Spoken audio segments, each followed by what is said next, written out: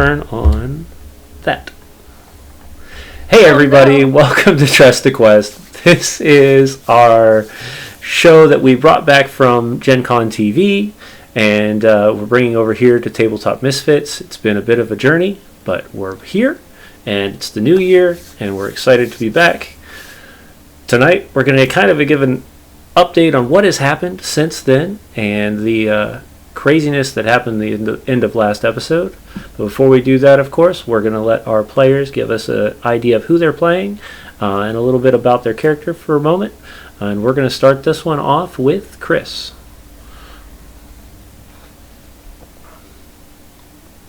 Hello everyone, I'm Chris, and I am playing Ginjack Wonderful, Human Life Cleric. And glad to be back, and Happy New Year. Alix. Hi, I'm Alix, also known as Idly Wild, and I will be playing Aerwyna, your Stars Druid and Lunar Sorcerer. All right. Humphrey. Hello, I am Humphrey, one of Wickham, playing your friendly neighborhood bard, a College of Lore funeral bard, Kelevar, Cowl Stitch. Fun times. And Space.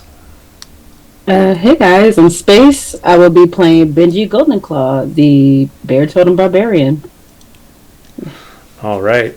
Well, you've had it. Here we go. We're in for a ride tonight. I'll tell you what.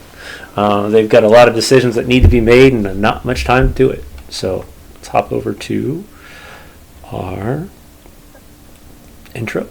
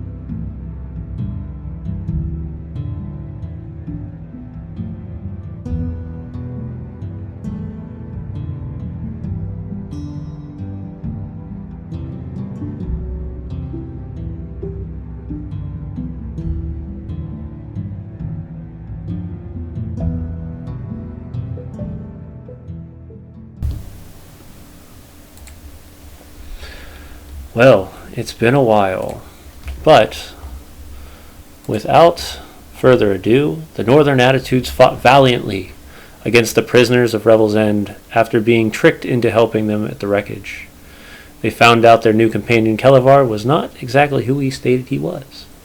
An agreement was made to join their band as they traveled to the Wormdoom Crag, where they were involved with a vicious game of goat ball and found an audience with the chieftain of the clan. Questions began to rise as the truth behind the stories and the false accusations might have been at foot. Before there was time to make a final decision, there was a loud explosion at the north. A gargantuan creature of metal and flame burst forth, heading towards Ten Towns. Loose pieces of its armor fell from the sky like meteors, leveled craters, and devastation reigned behind it. The creature heads to the far edges of Icewind Dale, where it sights on the sleepy town of Bremen. As fire poured from beneath its armor and out its gaping mouth, a strange crystalline blue shimmer can be seen throughout the sky. This is where our players are starting. In the Wormdoom Crag, right outside of it, this is what they had seen streak across the sky. Oligai and the rest of the Goliaths start to panic. They don't understand what is happening exactly, but you can see that there has been an eruption to the north. What do you all do?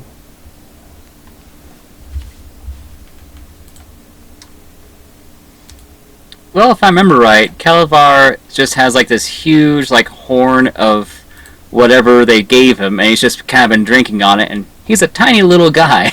Mm-hmm. It's probably a very high alcohol ratio. Probably stands up next to the group and goes, "Aha!" Takes one big old swig from the horn and just kind of turns around and starts heading back deeper to the crag.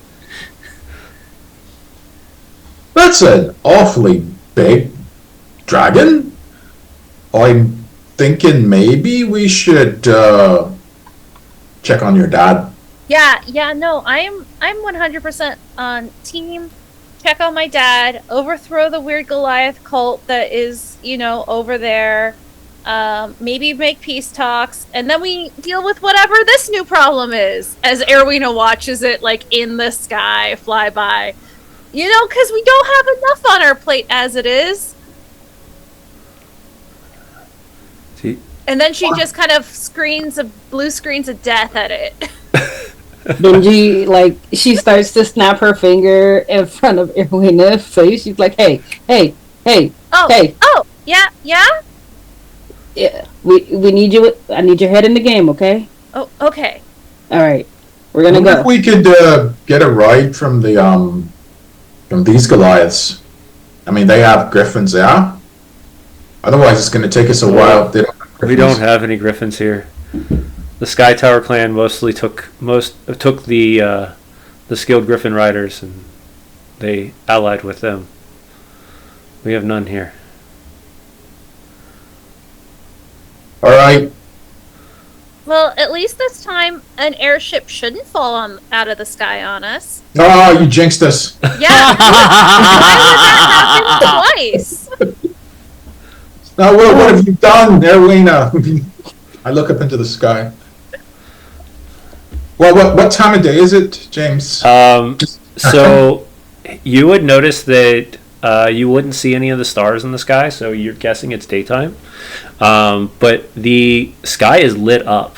The ground can be seen on a normal day because it is just covered in a crimson glow, as this thing has just laid waste, not only to the ground below it, but anywhere it's passed, it just leaves this stream of flame. Oh, well, that'll be handy. Yeah. Great to follow. Well, I reckon we just tell the Goliaths here that we're taking our leave and be on our way, yeah? I mean, yeah, do we want to see if they want to come fight do the Goliath thing with us, or do we want to just do that on our own? If we show up there with this clan, the other Goliaths might take that as a declaration of war. I mean, That's just they my might, opinion. but And they you know me, I always say, hey, there's nothing in this world that we can't take care of ourselves. Yeah, it's also, though, that we were sent to bring negotiations, regardless of whatever Kastle was told. That was not our end of the deal.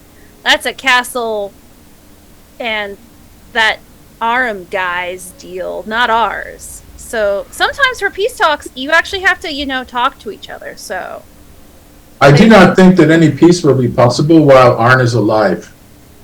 Yeah, and that's why we bring the big, strong people to do all the schmacking.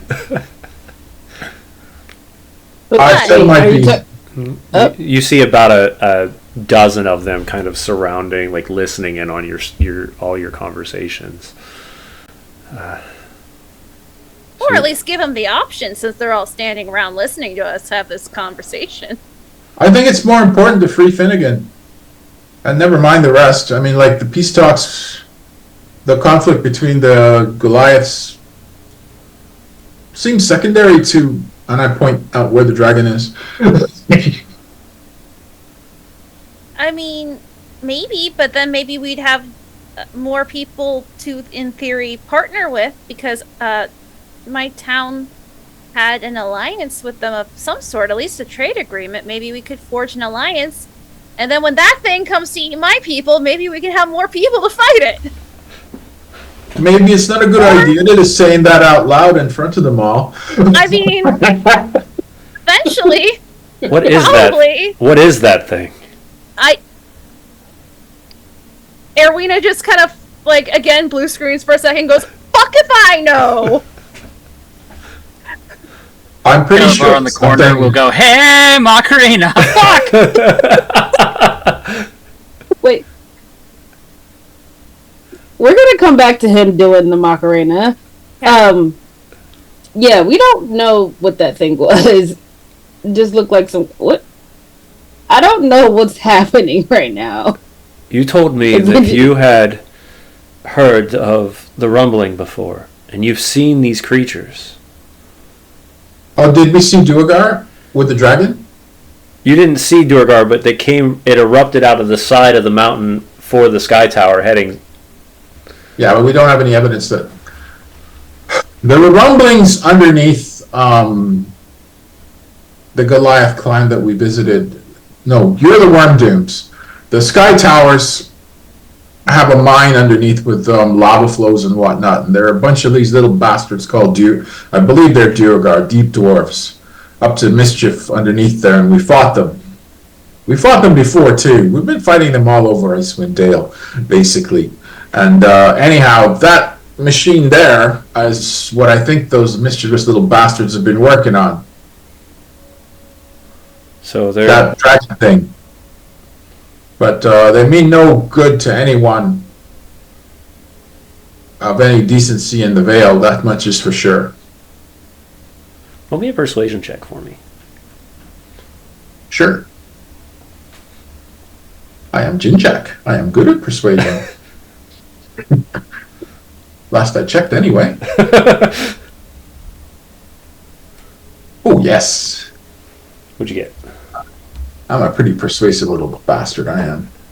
That would be a... Well, why is it? 17. 17. With the 17, you can start to see some of the Goliaths are looking at you as like a potential like ally. If you think that they're coming to us and that these Duergar are not going to go away, then we must fight. And we'll fight so much better if we all stand together. In any way, shape, or form. Yes. Because I know my town can't stand against that right now, all on its own merit. So even if I rescue my dad, where am I going to put him? Where am I going to put him? Where he's not going to die. And then Aerwyna just goes back into spiraling. It's like there was a moment of motivation, and now it's just panic again. I gently pat her on the shoulder.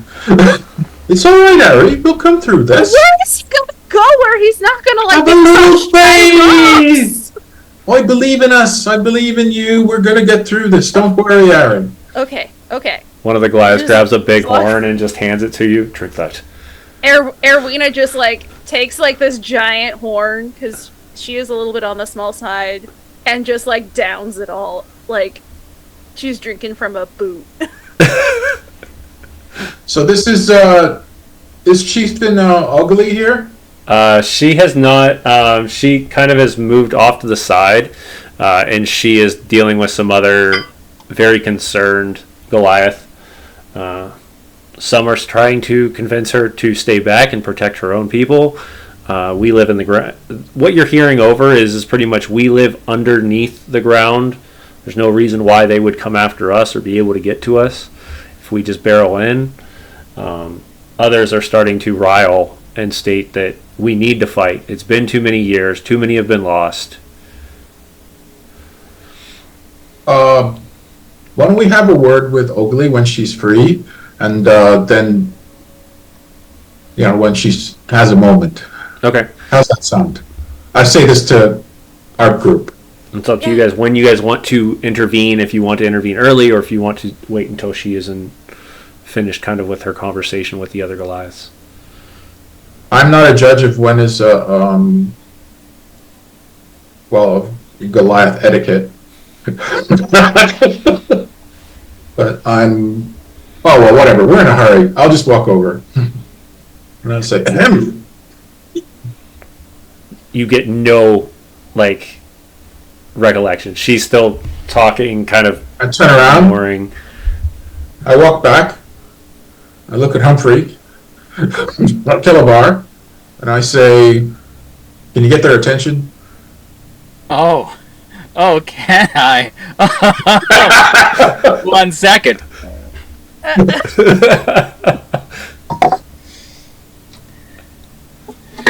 Dragons, dragons, won't you roast me quickly? I'm half crispy, wanting to die freely. As you do that, roll me a performance check. The performance was fantastic. However, do the Goliaths hear you? Is the question. 12. We'll say because of how good the performance was, yes, they do hear you. A few of them kind of turn their head and look, but it gets enough for enough of them to look that Ogilai stops talking. She looks over and she says, "And you have a way to fix this?" We might, but we just wanted to let you know we're still going to go back to Sky Tower on account of them holding Aerwyna's father, and we've let you know about that bastard Arn's plan, and we're thinking of confronting him over this, and we wouldn't mind a few worm tongues with us while we do it. But I understand. Well, I understand if you're reticent to do that. But with the goal of somehow uniting the clans, so to speak, to deal with that, and I point in the direction of the dragon, that bastard there. Just so you know, the last time we fought the Duergar, it was underground. They have a means of digging tunnels at will. So any of you that are planning on hunkering down and burying yourself under the mountain, I'm just going to say, it's a dumb idea. You're not going to avoid the fight. They're going to dig through. They're going to bury you alive. You'll die under rubble. You won't even get a chance to fight. Just so you know. We saw one of them just full on bust through a wall. It was really cool. It was like a more importantly, remember that shaking thing he did, and then the ceiling came down on us? Yeah. I painfully remember that right now. Thank you. Yeah. So that's for your plans of sitting this out. You hear murmurs coming from the other Goliaths, whispers of back and forth. Is this true? Is this true? Are we safe? Are we not? What do we do? Ogilai looks over and she says, "Quiet. We protect our people. This is our domain that we make sure is taken care of. However, it has been many years since we've had any sort of access to griffins and to our ancestral homeland. Arn has kept an iron grip on the ancestral homeland and the secrets that we hold here." Is there a Goliath custom where someone could challenge a chieftain in single combat and defeat them? There is. Do you have to be a Goliath to initiate it? You're supposed to be. But there's no rule that says you aren't. There's no rule saying there's not. Right, so let's say if we said you're a big liar, you're the cause of all of these problems, and we challenge you to single combat and let the gods decide who is true. Could we do something like that? Could work. And it would great. And I would turn and I cut look the amount of at Benji. bloodshed. I'm just like scratching my ear. What? Whoa! What? Why everybody looking at me? Not only do you have the three of you looking at you, you have about 12 other Goliaths staring at Benji. Oh, did I do something? Oh, Benji, our champion, our hero, my favorite murder mom in all the world. I would like to what do you cast want? Bardic Inspiration. You would do that for us? What am I doing? I want you to throw down and kick Arn's ass. Yeah, he lied to us, right? Yeah. Oh yeah, I was planning on beating his. Yeah. But you're Okay. willing to risk your life for us. Yeah, I met these guys like a month ago, and I've done nothing but risk my life countless times. So, why not add a whole clan. She kind of almost you see this like reddish like blushing coming from Ogalai, who has had a very stern look on her face the entire time you've talked to her. That's very honorable. Not something we see from the others downrange. Down in Tin Towns, everybody looks out for themselves as much as we have as well, just for survival around here.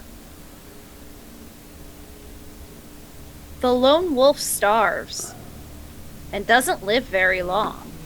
We all need to be part of a pack right now and set aside old bygones. Otherwise, all the towns, all the chieftains, all of the castles will be bygones if we don't band together. I agree. Do me a favor. 100% Aerwyna. Aerwyna, roll me your persuasion check and do it with advantage from the group. That's a 26. Hey, Natural 20, baby! Oh. We're gonna Greta Thunberg this bitch! I'm not yelling enough, but that's the vibe. As you, Ogalai kind of stops for a moment and just pauses and looks around and sees the eyes of each and every one of the Goliath ready to fight. It's inevitable, to say the least. And she grabs a large horn from her side and blows it. And as she does, it echoes throughout the Wormdoom Crag and throughout most of the area as it banks off of snow mounds and mountains, kind of just pushing through the area that you're near until it fades off into the distance. But each one of the Goliaths stop and charge back into the caverns, and you start to hear the clanging of stone and the clanging of metal as one by one they start coming out in garb ready to fight. They've got war paint on, they've got leathers on, they've got large mauls, large hammers. Everyone is ready to fight, and you have now rallied about 20 to 30. I would say that almost the whole clan has decided that it's no longer a necessity. They have to fight. So you have an entire clan of Goliaths behind you ready to charge the Sky Tower. We have two options, the way I see it. We can either go straight to the Sky Tower or call him out at the Mound of Chiefs, I believe it's called. Yeah, that would be probably tactically better. Because then they won't have all those ramparts or other castle parts. I don't know what all the castle parts are. Well, but we need to send a message to the whole Goliath village, not just to him. I can send a message tomorrow. You can reach everyone at once? I can, at least with enough time. Time is not on our hands, though. Time is not on our hands, but we could at least start that way, and then, because I think we had to take a rest to get back here. Are we fully rested? I assumed that we were. Yeah, you'd be fully rested. Yeah. I just need to prepare the spell. Other than the small amounts of rumble of crumbling rock that you would have dealt with at the end of the last episode, would be the only thing that would have probably taken any sort of damage from. Is there any when you're doing a meeting at the Mound of Chiefs, what's the normal procedure, if I might ask? And I'm asking Ogalai. It's usually led by a ceremonious arrival of both clans, and then a discussion is made in the center. Well, how do you let the other clan know that you want to meet them? Normally it's done with there's a ceremonial writ that has to be written and taken. It has to be presented and then accepted. Somebody would have to deliver it. I mean, we can take your letter, and then we can. Well, you guys go en masse to the mound. And then when he shows up at the mound, Benji can challenge him and kill him. Or we all can. I mean, I don't think it works that way. If we challenge them at the mound, it will not be an all. It'd be very dishonorable to our ancestors. okay. So, But if Benji challenges him one-on-one, I figure that's what the mound's for, yeah? it is. It's a mound of Very combat and a mound of pride.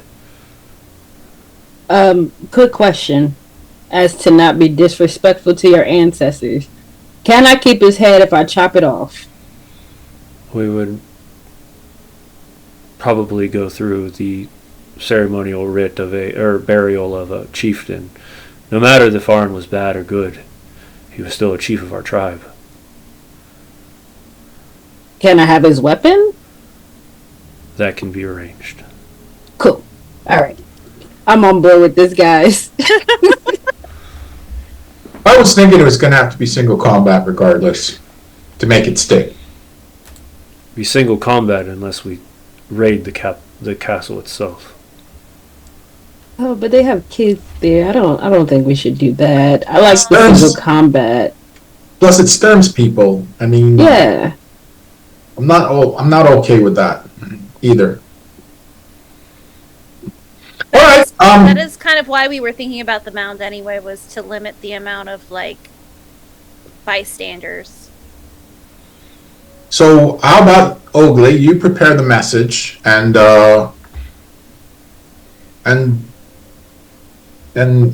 Aerwyna can still send her messages using her druidic ways. And, I'm gonna send one to my people to probably, while there's less guards, maybe think about leaving if they can do so safely. Or maybe stay put. I don't know. We'll figure it out. She escorts you back into the cave site, the caves. Then you can still see the crimson fire kind of pushing across, heading west. The dragon doesn't move fast, but it's huge. So I mean, it doesn't have to move fast to move. So, but it just leaves this trail of fire behind it that slowly starts to fade away as it gets farther and farther west. But she brings you into a few different rooms, sits you down. You can see stone pedestals, places to sit and write. And then she starts to go through a ritual set to prepare for a challenge of the chiefs, which she has removed a feather from her headdress, placed it in there, cut it in half. She rolls it, and then she writes on a message that pretty much states that she's challenging the chief to combat in order to regain control of the clans and to get her rightful birthmark right back. For before they split, this was a clan that was all together, so they were one clan, and her push is to return it to that point. In there it says to bring your strongest champion to it, or fight to the death. And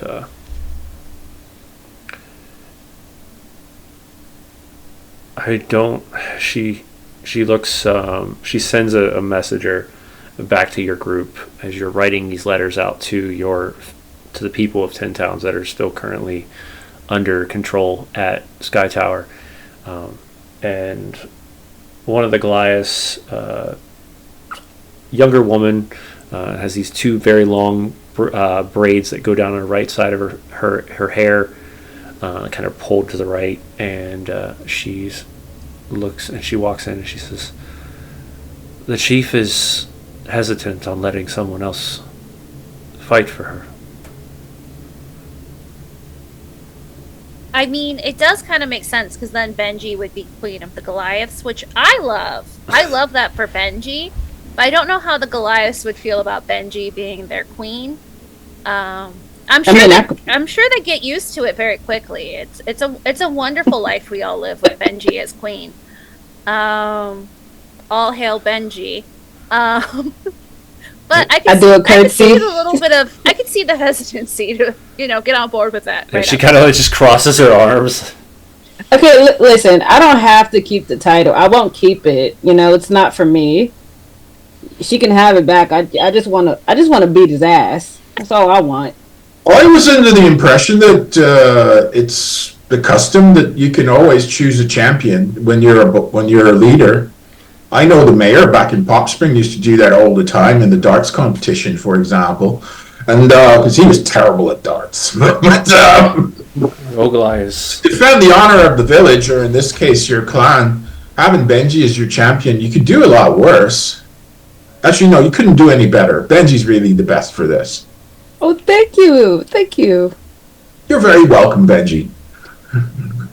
But I understand it is your custom to have the chieftain fight the chieftain. So maybe if Arn is too much of a pussy to come fight you, maybe that's when we let Benji do it. Or if you... well, you have to remember, Arn is probably like middle-aged, where Ogolai is in her late ages. Break out a bar of soap for you, young lady. I mean, really. Look, it's been like 2 weeks of an existential crisis. Oh my god. All hitting. I have been such a bad influence on you. I'm so sorry.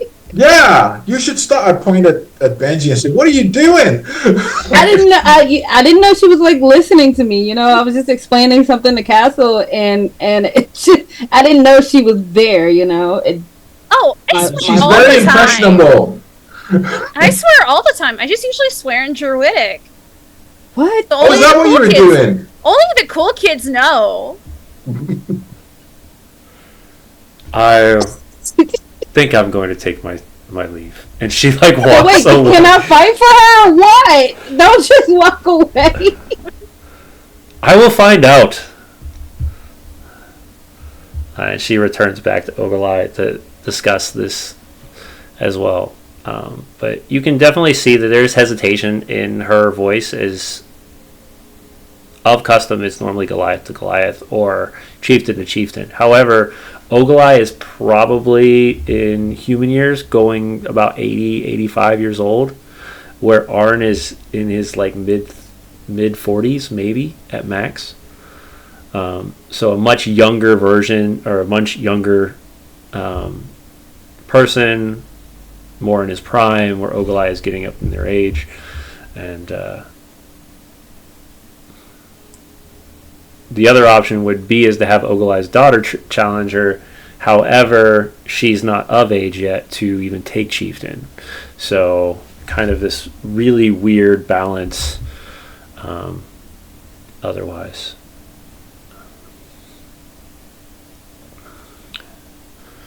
So what are you writing to your family and to the people of 10 Towns back at Sky Tower, and how are you getting it in there without being found out? Oh, I can't do that until after a long rest. Okay, got it. Yeah.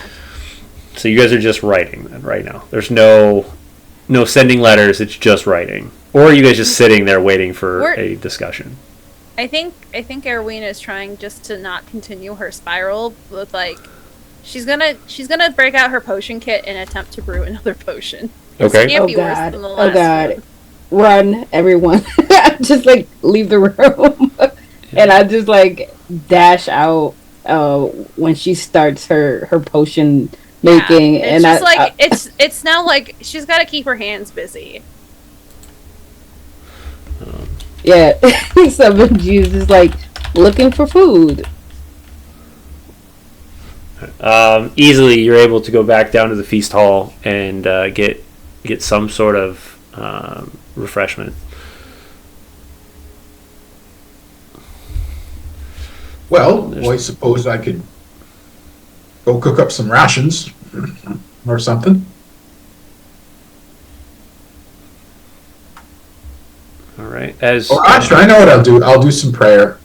Okay. I'll do that. Do some prayer. Humphrey, you're not Humphrey. Kelevar, you're probably getting kind of starting to pull down from a very drunken stupor, as you have realized that Goliath ale is very strong. It's brewed very heavily. There is really no great taste to it, but it will get you drunk very quickly, especially for your size. However, you do start to feel those after effects of what happens when you get really drunk. So the four of you are just kind of sitting around waiting. How long do you guys want to wait, or are you waiting until somebody returns? Aerwyna is just going to keep brewing this horrific potion, no doubt, until it's done. Okay. I might as well use these herbalism kits that I have. I think Benji would wait 10 minutes, and if someone hasn't come back, she's gonna go look for the chieftain. Yeah, someone. Okay. And you do that by yourself, I'm guessing? Just wander off? Yeah. Okay. 10 minutes go by, nobody's returned. Benji heads out of the room where you guys are in, and you can see the hallways kind of dug out like stone hallways, and you are able to find the chieftain. She's still kind of pining over this piece of best way to put it would be a very thin bear hide or goat hide, and she is placing some ceremonial information in there, as well as the sign for combat, and she has to place a couple other random odds and ends that have to be presented, incense, things like that, to present as part of offering to the chieftains of yesterday in order to sign to be honorable with this combat. And as you walk in, you can see her kind of just leaning over, and you can see a twitch to her hand as she's even writing. You can see that she's very nervous. Excuse me. Yes. Your assistant? I don't know who was. I forgot who that person was, but they said that you wasn't sure that you wanted me to to fight on your behalf because I wasn't a Goliath. It's not only that you're not a Goliath, but you're not the chief. It's very hard for somebody of a leader to let someone else fight for them.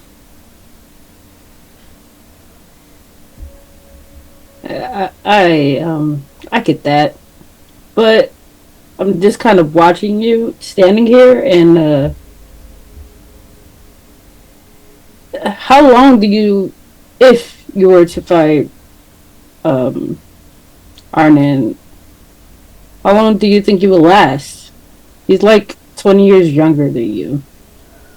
2, 3 rounds max. 2 to 3 hits before I'll go down. I know I can't win.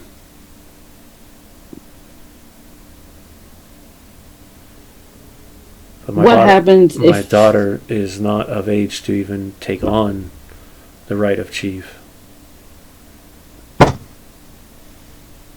And she starts. You can start to see tears kind of streaming down both sides of her face.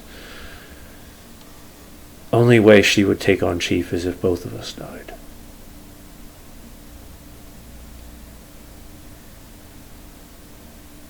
Kelevar's going to be very blatant. Go. So, who do we got to marry to be considered a champion around here?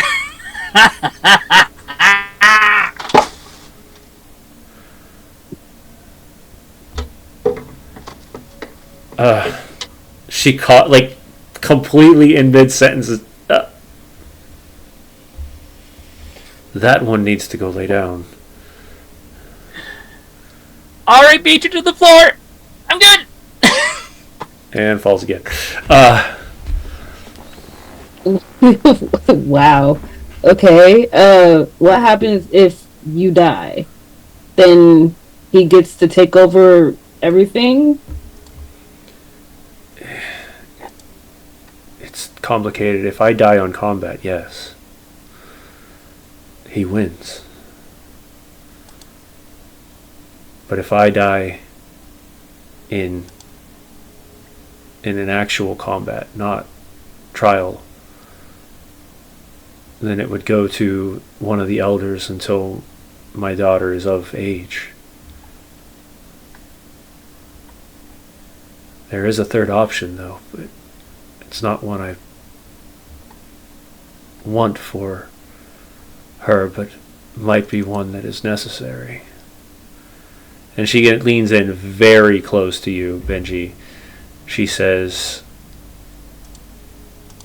I need you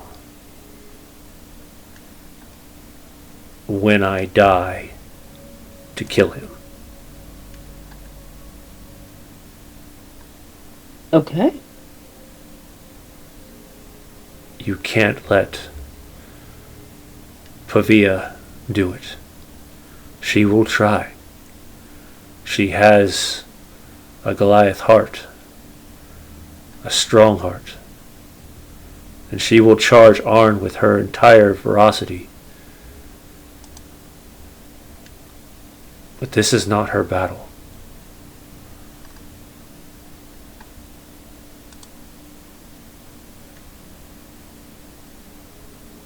Yeah.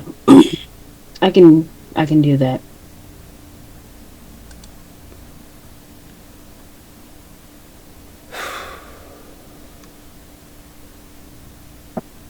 Never thought I'd be writing my own death sentence.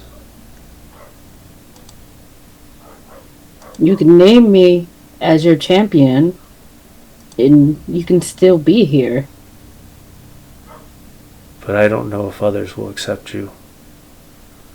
Will Who accept do I have this. I can prove it to you guys right here, right now.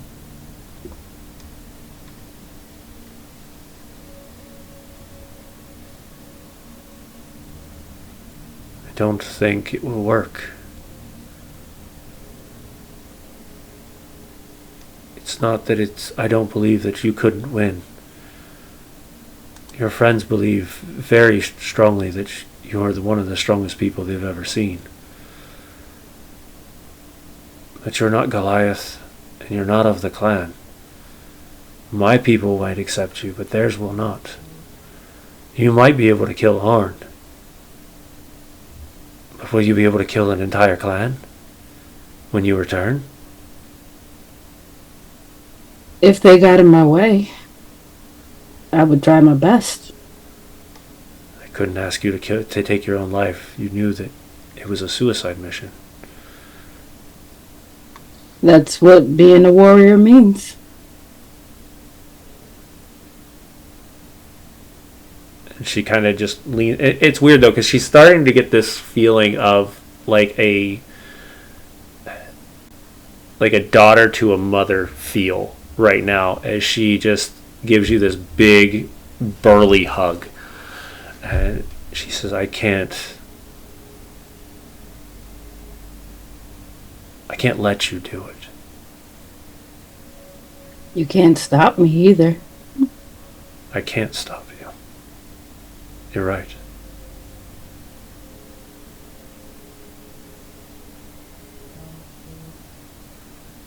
The other option, and she looks down, the other option is you kill me and take the clan for yourself. When she says that, I push her back. Not hard. Right. But just enough to, like, push myself away from her. I'm not gonna do that. So what do we do?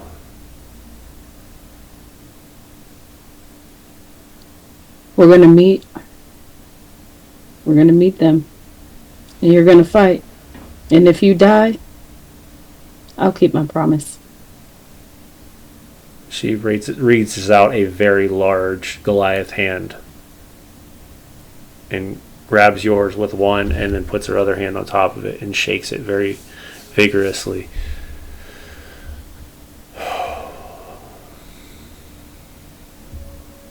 Thank you. Truly.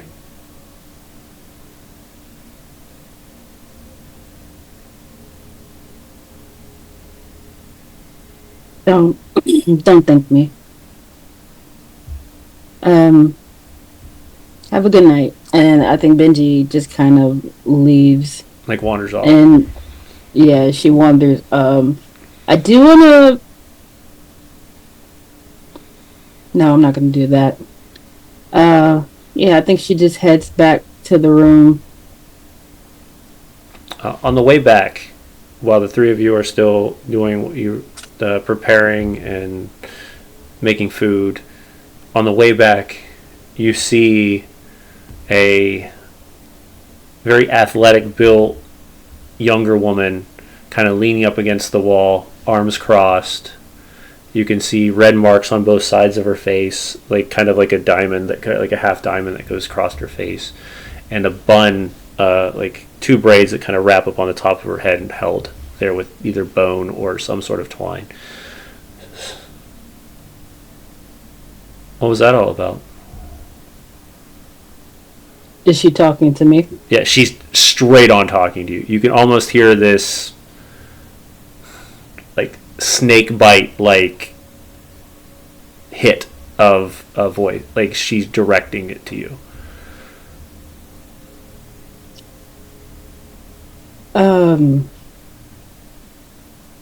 Nothing.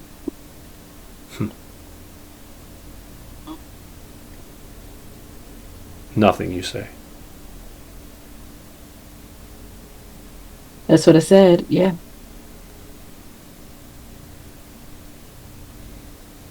My mother's an idiot. She can't fight him. And you people have come in here and tried to give her this this crazy idea that she can.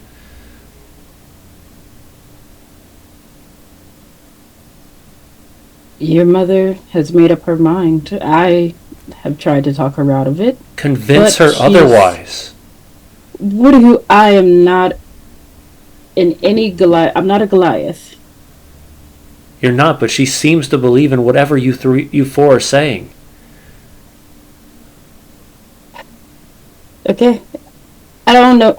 I'm not the brain. You gotta go talk to the others, okay? I'm not the one to come up with the great idea. No. Listen, I want to fight him just as bad as your mom wants to fight him, just as bad as you want to fight him. And that's all I care about is chopping his head from his body. But your mom says you guys have a way of doing things, and I'm not gonna overstep.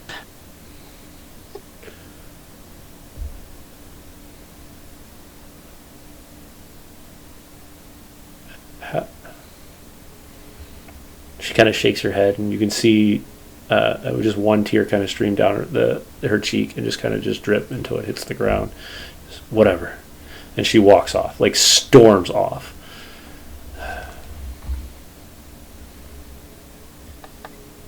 I just walk back into the room.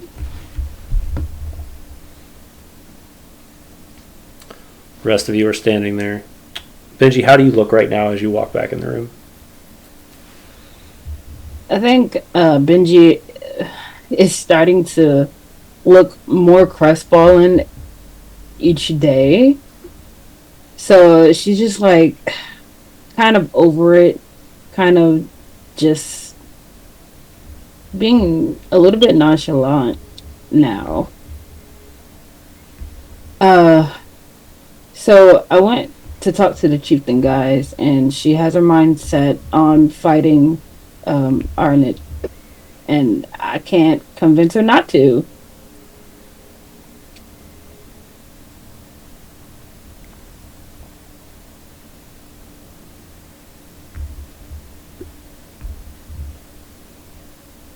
I mean, I don't think you can convince somebody once they've set their mind to something.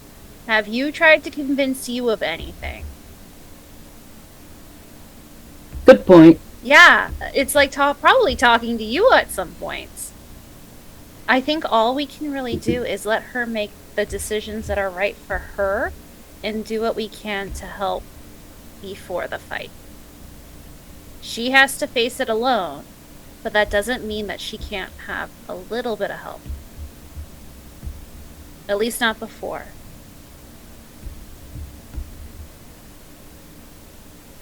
Well, she knows that she's gonna die. She's already signed her death warrant, as she says. But she asked me to kill him when she dies, so that her daughter doesn't have to.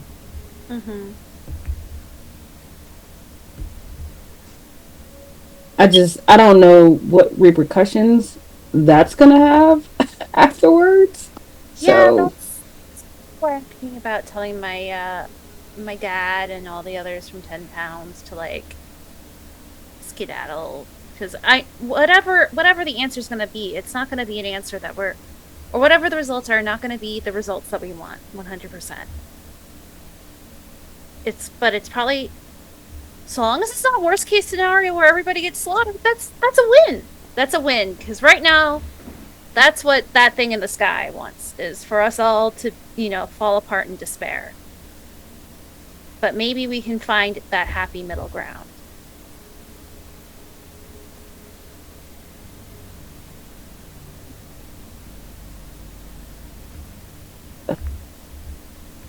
yeah, maybe. While you're talking, one of the other Goliaths that was the one that came back and forth with you brings back Kelevar, just kind of throws him into the room. Your drunk one was left in the chieftain's office. I'm a squirrel! That sounds like a him problem. I forgot he was in me. Yeah.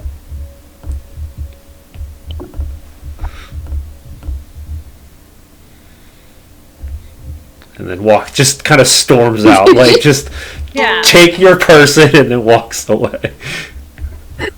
I mean, look, I was trying to figure out who needed to marry who to make this work, okay? And I wasn't getting anywhere. Look, there's clearly a succession problem. I'm just trying to fix it. Ah! Blech. Oh, gross! That was my bed. How about we leave the arranged marriages to people who have degrees in arranging marriages? I'm sure somebody does. Wait, you can go to school for that? Probably. I don't know. Amazing! School. Yeah. All this is happening. Ginjack, down in the feastings pit, you're making up some of the leftover meats that were gathered during the goat ball tournament, and you've got kind of this small crew of Goliath around you, just doing basic chatters. Anything you want to ask, anything you have the opportunity at this point to just have to get some of the lowdown of anything if you're curious on anything. You have a couple of them sitting around you. Oh no! Whatever happened to Flavia's father? That was it's been a while. The guy kind of leans over, kind of puts an arm on the stone pedestal. Says, Ogilai's mate has been dead for what? 15, 16 years now. Died during one of the hunts out to gain food. Was lashed by a massive owlbear. Oh my goodness, that must have been quite a big owlbear. Pass the salt, will you? Thank you. So he didn't die due to any kind of jiggery pokery or any direct war with the Sky Towers. No, but there's random rumors state that the Sky Towers had taken a lot of the food from the area, and that's why the owlbear came so close. But I mean, truly, I couldn't tell you. Some people believe, though, that they've been pulling most of our resources away in order to gain more control of the land.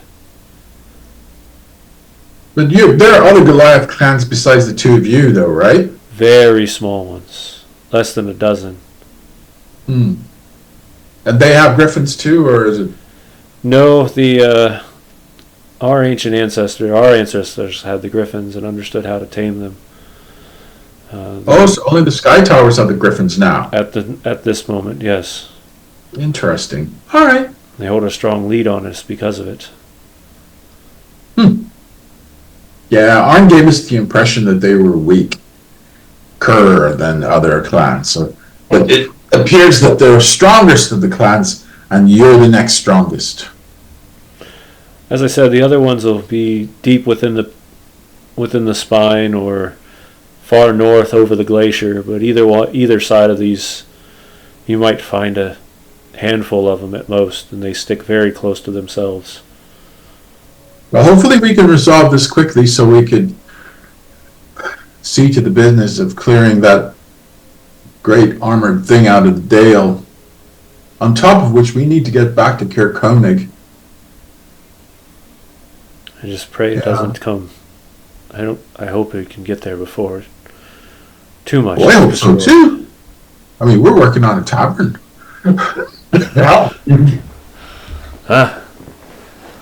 A brewmaker. Oh, well, I'm the cook. We don't have a brewmaker, really. Aerwyna takes care of everything else. But I reckon I'd probably brew something if I put my head to it. I should ask Kelevar. I hear gnomes are fine brewers, or is that dwarves? I never remember. Well, but he's handy. He'll be entertainment. You need a bard.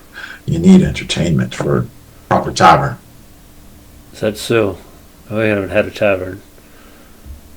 Oh, yeah, we used to have I know a lot about taverns. I used to work in one back in the day in my lovely town of Pop Spring. You've mentioned Pop Spring multiple times since you've been here. That's where I'm from. Is it a nice place? I miss it so much, my heart aches. Down on the Velen, near the city of Velen on the peninsula there.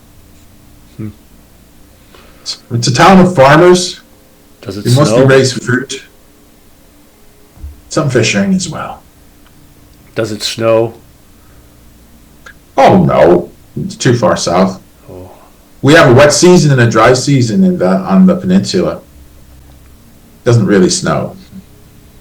Don't really like the snow. Neither do I, but you know. Kind of stuck here. Huh. But I thought you were all from here. some of us are. Some of us came from south.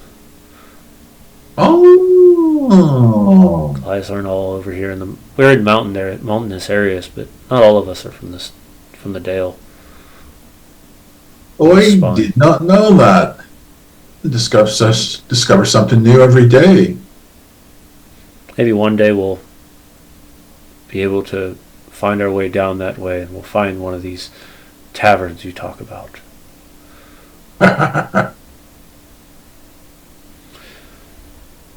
Can I have that piece of meat now? Getting hungry. Yeah, sorry. Here you go. He grabs it. I give it to him. Tears it off the spike. And you guys continue to have that conversation for the next probably hour or so, while the three of you are still back in the room. Kelevar kind of coming out of a stupor as the rest of you are sitting there. And you guys have the evening pretty much to yourselves until, and if you want to do anything, otherwise we'll move towards the evening where Ogilai will return to the table, or to return to your rooms. Aerwyna's working on her potion. Okay. Do you want to roll me a herbalist kit roll, please? Yeah, let's see what new horrifying potion we make today.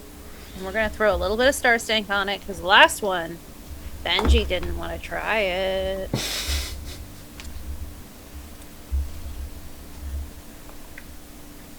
It's a 13. It's better than the last one. Right.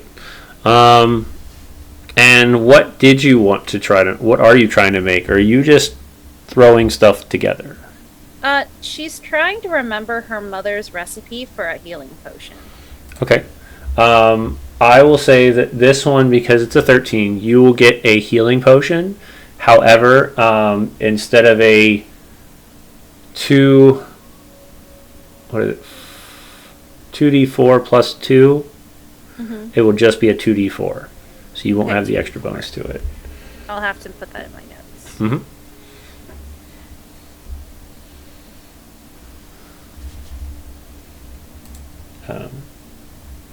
All right.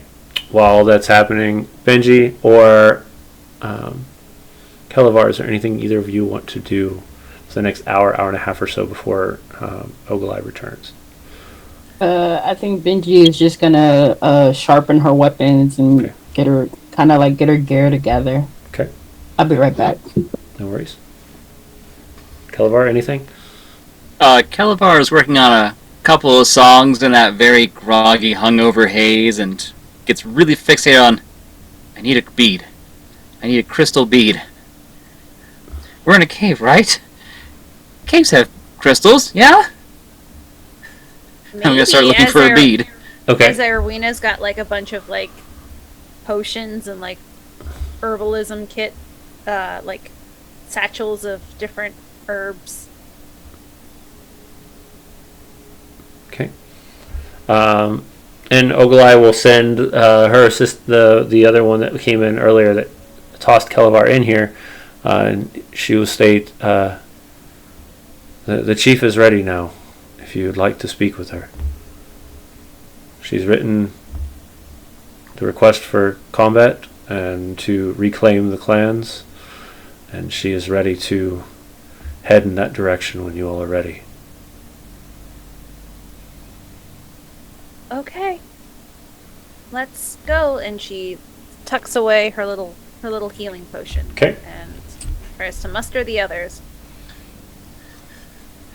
Kelevar will go up to him like, "Oh, hey, you wouldn't happen to know anyone that like makes like a strand of crystal beads or anything, would you?" I mean, and she kind of looks around and she goes, I mean, we mess with shiny stones and things like that all the time. But Wonderful. Could you point me in a direction while they go talk to... I'm sorry, I'm still a little hungover. Ogla? Ogilai. Ogilai. Sorry. What's up? Yeah. Probably best to find somebody who makes them down at the feasting hall. Otherwise, you're just gonna have to stumble upon somebody who's crafted their own necklace or whatnot. All right. Do you guys take gold here, or is it more of a trade by trade thing? We can trade. All right. Barter system. Cool. Wonderful. Thank you. And he starts heading off towards the feast hall. Okay. Ginjack, you'll see him stumbling into the feast hall, kind of with a little bit of a skip to his stumble, and he seems to be really just kind of keeping an eye out on the others that are in the feasting hall. Aerwyna and Benji, you will be escorted back to Ogilai, where she has presented, pretty much rolled up what looks like a small small parchment. Looks like there's things stuck inside of it, and it's tied by a very deep red twine. Looks like it's probably dyed of some sort, and it looks actually like braided, like there's an actual braid connected to it so that it's presented a certain way. This will be the one you'll have to present to Arn for the trial. All right. And she kind of with both hands hands it over to you, Aerwyna. She says, "If we will make the journey in 3 days to the Mound of Chiefs, and if we don't find that you're there by then, then we will expect the worst and head to combat. All right. We'll hopefully meet you there. We'll find out. It's been a weird couple weeks, but we will be there. And she lets you all go to your business as she walks back, and she starts to prepare her armor. She starts to prepare her weapons, and she starts to psych herself up, as well as a couple prayers to her ancestors. Kelevar, give me a perception roll, please.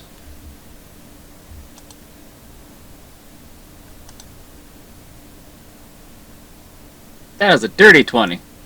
The dirty 20, you're easily able to see that there are multiple people within the feasting halls that have bracelets, necklaces, things that look like they could have a shine to them, that you could use as crystal beads. You kind of have an easy... It seems to be a pretty simple jewelry that's made here. All right. Anyone in particular that might possibly catch my eye, or do I just walk up to someone and hope for the best? That's up to you. I mean, there seems to be one that's sitting next to Ginjack, has a crystal bead bracelet kind of wrapped around his, that is entwined between crystal and this black, what looks like obsidian shards that are kind of connected to it around it. The other one of the ladies that are there that is kind of sitting off to her by herself. You can see she has a long crystal bead necklace with this large pendant at the end of it. But it's really your choice who you want to speak to, or if you want to just grab another one of the Goliaths that have these random odds and ends jewelry that they have on them. I think I'll go for the one next to Jack. Okay. And just kind of go up and go, "Oh, hi there. Come here often?" I'm here every day. Wonderful. So I gotta wonder. I'm really liking the beads on your bracelet there. I don't suppose you'd be interested in parting with them, or know where I could get my own. I was given these, but most of the maidens here will make these for the warriors as they go out after their first hunt. Okay, so it's a little more of a ceremonial, sentimental thing. Okay. He kind of looks you up and down. And just, what do you have to offer?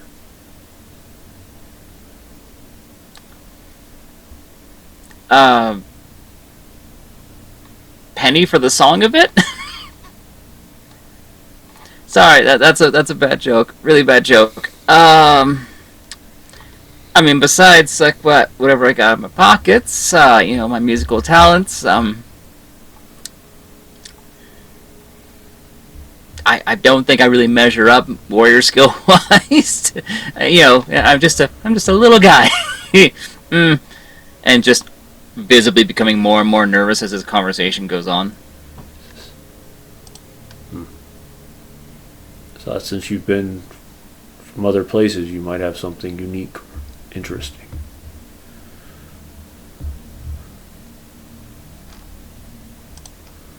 I got stories to tell. I'm sure I got a few of those. He kind of looks close to you. Goes,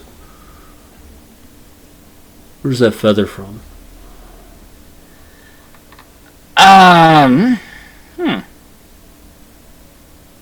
It's different.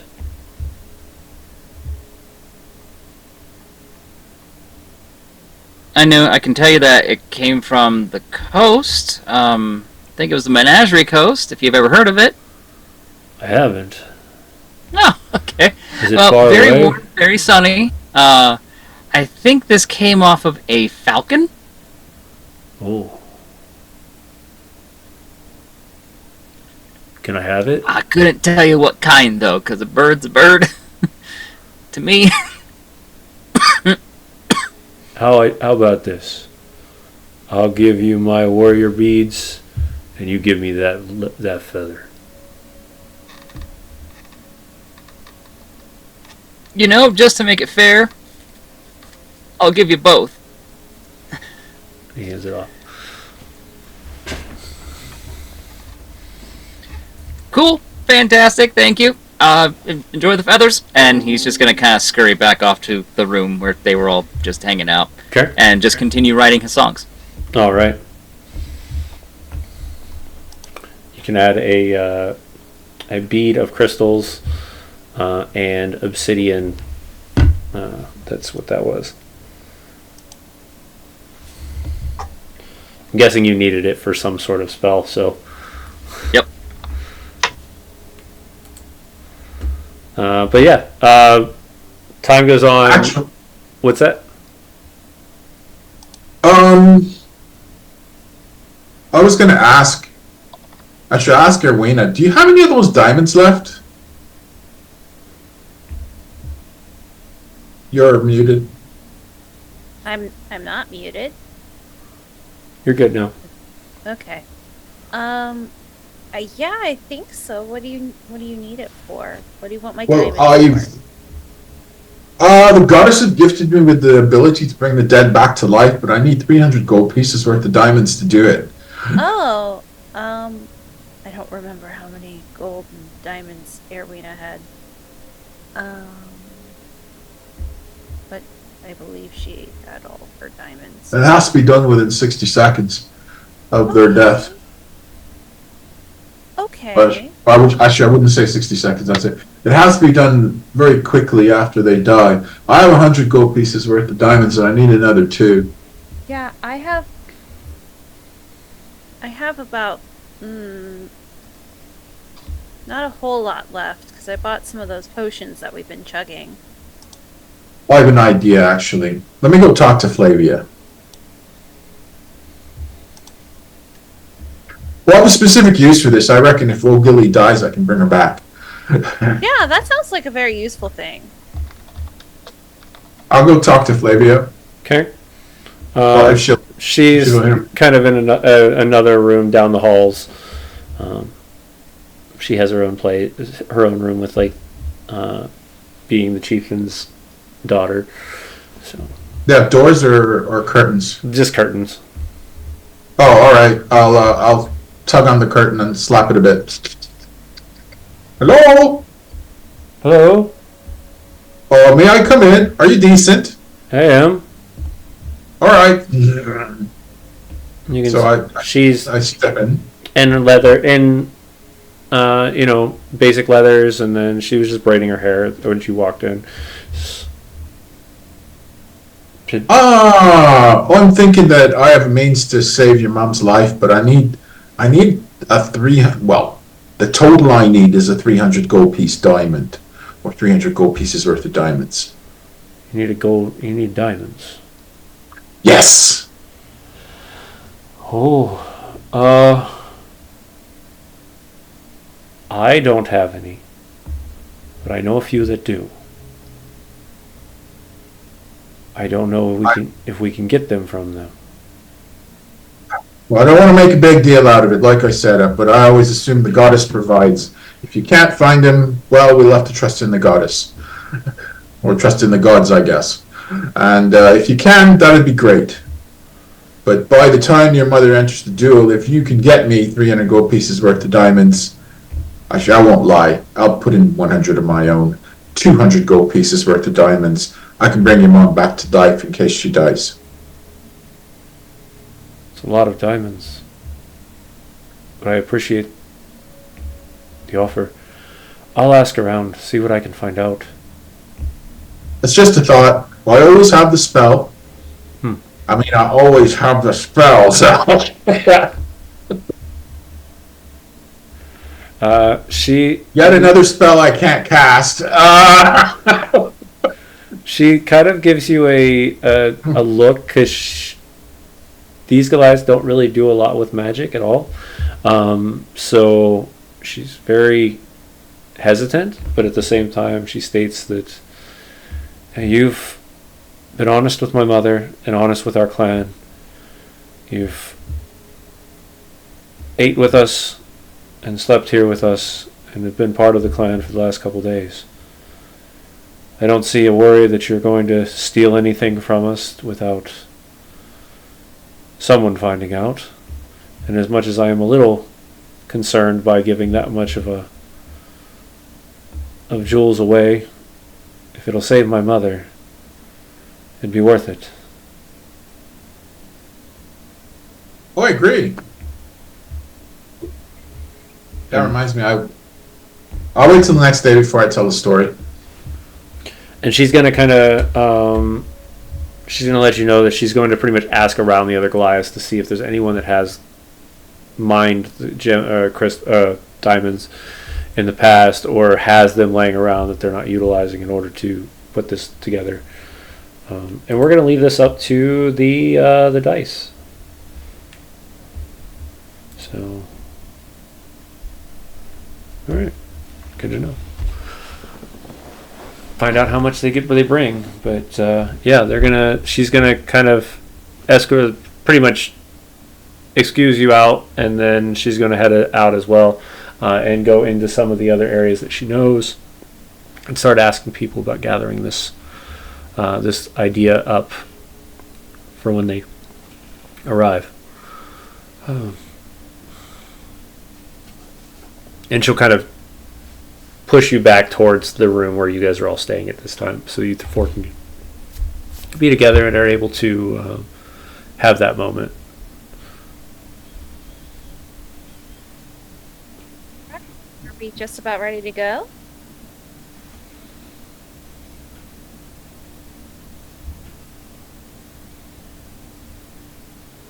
Let's head out.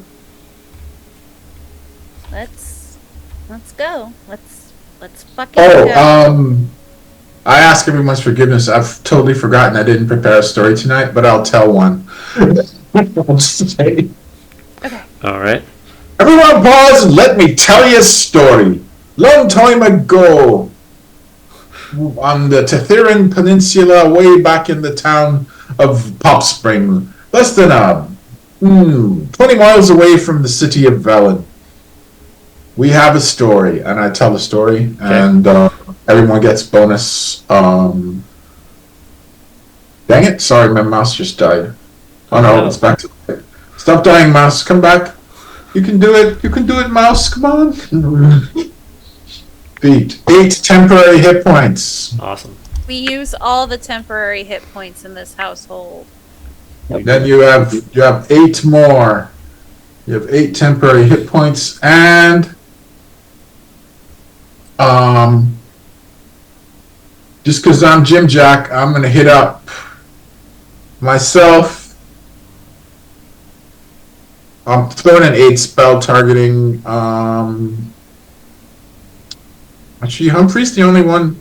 Actually, Aerwyna, you're the only one who doesn't get into melee range usually, right? I can, but it's all good. Should you? Should you though? Excuse me. I fight tactically.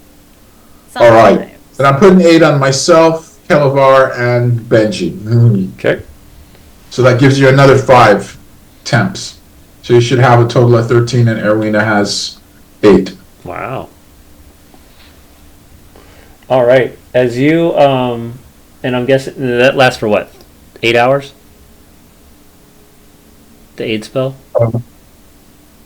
The 8 spell lasts for 8. Okay. So as you guys are, I'm guessing you guys are going to kind of prepare that as you're heading out of the out of the caverns. Is there anything else you guys want to do before you leave and head back out into the horrible world which is known as Icewind Dale? Nope. That. Nope. Aery will cast mage armor on herself. Okay. That's about the only thing. All right. As you guys continue to push your way out, going past where the ribcage of the dragon has kind of built this entrance area to the Worm Doom clan, You can see those strange creatures kind of off on like just the corner of your eyes, sitting on top of these rib cages, just kind of watching you quietly. One of them is kicking their feet as they're just sitting there, as you guys start to walk into what seems to be just a nothingness of snow forward. I think Aerwyna is going to take like a small corner of one of her rations and offer it to both of them. Like, would you like a snack? They do not. They do not come close. They do not come close. Are you guys sure? It's for you. Just kind of turn their heads and look, keep kicking their feet, but stay at distance. I'm not going to try and catch you, and she'll kind of start babbling in Druidic. Okay. Like a lot of sweet nothings. A lot of sweet nothings in Druidic. Okay. Let's see what we've got showing up. Kind of like when you're trying to feed a ground squirrel, and you know you really probably shouldn't. But you really want it to come up. All right.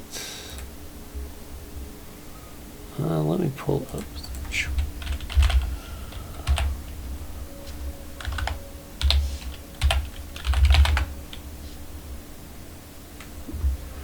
Where is the name for the those things at? Trying to see if they speak Druidic or not. I'm going to say in this case they're probably going to speak Fae. Yeah, Aerwyna can speak that too. So she kind of goes through like a couple different languages, because I imagine, especially her people's version of Druidic is almost a Creole, a Primordial and Sylvan, and like the colloquial Druidic. So she kind of just like reflexively just goes like, "What language do you use?" and kind of code switches between the three of them as she attempts to feed these little guys. Okay. They kind of they catch certain words and they start twitching their head a little bit more. But they don't speak and they don't really come any closer. They just kind of are sitting at a distance on top of these large rib cages that are dented into the ground, and they're just kind of sitting on the edges of them, just kicking their feet and watching you all walk into as you paused.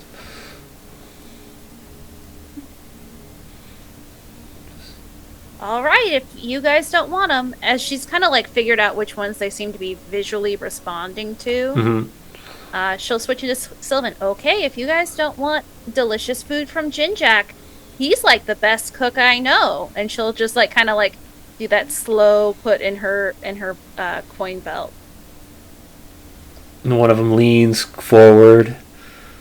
I mean, I'm so sad that I'll have to eat all of this by myself, because it's going to taste so good and I'm not going to want to eat anything else. Give me a perception, or give me a persuasion, please. Okay. 17. About the time you go, I'm going to eat all of it myself, you see one of them into like a snowflake and then appear next to you and is like holding on to it with these very little 3-fingered black hands.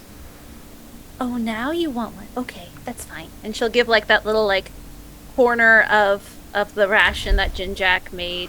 He holds him with two full. Yeah. The creature holds it with 2 full hands, as it's just kind of floating there in the air. You can see sets of snowflakes kind of like floating underneath it as it's holding it, and he just starts nibbling at it as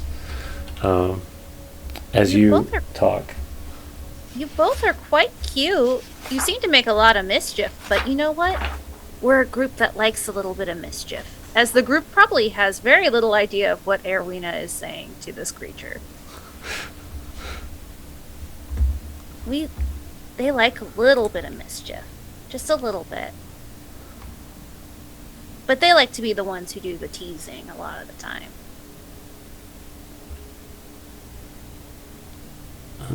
She's going... this one, because you've given a Chewinga Let's see here. Nope, that's not gonna work. Oh yeah, so she is. This is going to You're gonna see kind of the Chewinga start to glow. This like pinkish blue color, and you're going to start feeling this warmth come over you as you are getting the equivalency of a single person bless. Oh, thank you. And they Ms. bow. Aerwyna has no idea what it is. Thank you so much. And they bow and then immediately back and then appear back up on the ribcage.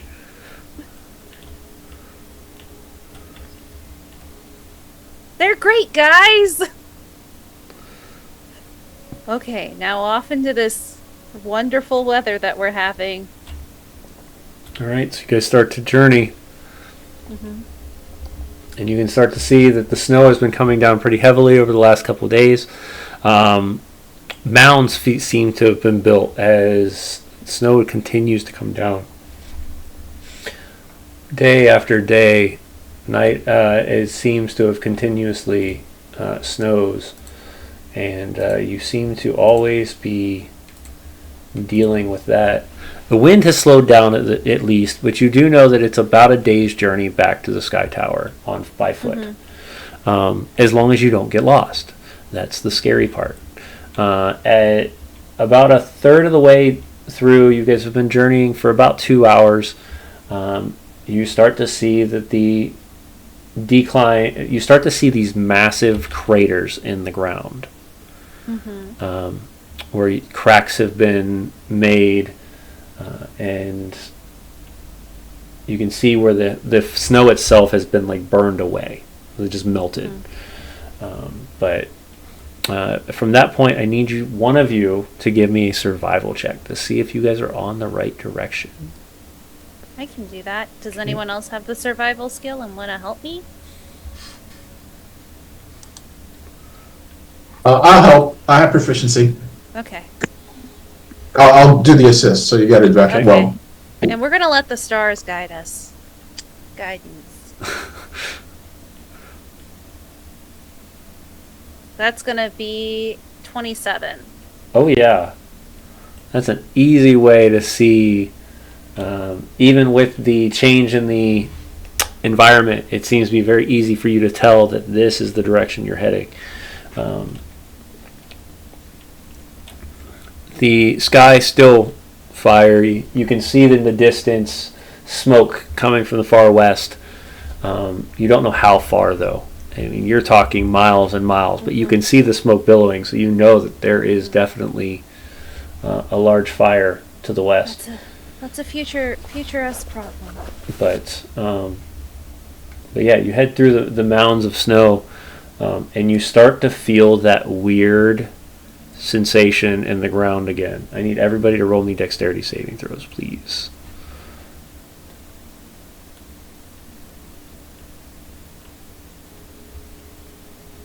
Anything under a 15. And I'm blessed. We're blessed. We're blessed. We'll need it. For a 24. Always feed the chewingas, guys. You see the blessing. I mean, it's got a duration on it, isn't it? I don't know. It does. Their blessing is 8 hours. Oh, okay. Yeah, do we all have it? No, just the one. It's a single Okay. person blessing. I got an 11. Okay. Yeah, the four of you are charging. The shaking happens, and you see Ginjack just face plant into the ground, into the snow, covered. Just shakes itself off, but it's just another one of those problems that you deal with. But I do need the rest of you, while he's doing that, to give me a perception check, please.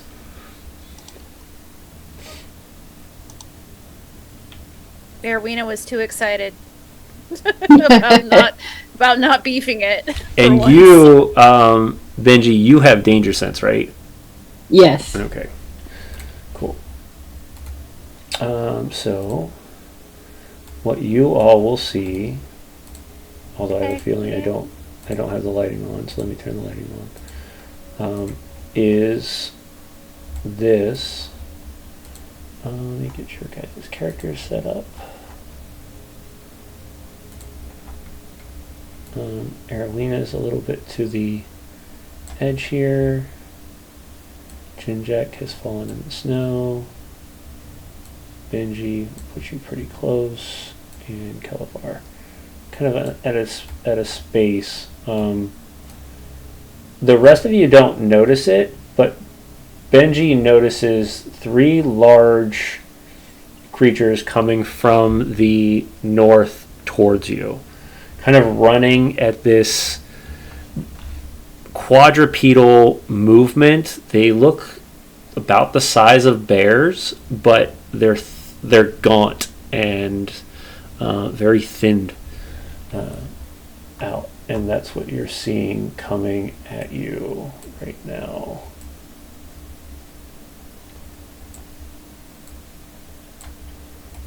But it's going to, and that's where we're going to start our combat.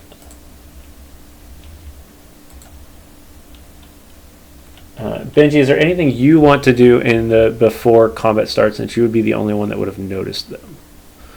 I'm gonna shout, guys, get ready, and I want to go and try to pick Ginjack up so he's already on his feet. Okay, that's fine. You can do that. Whoop, not that one. Stop that. I don't need things selected together. All right, cool. Everybody, roll me initiative, please.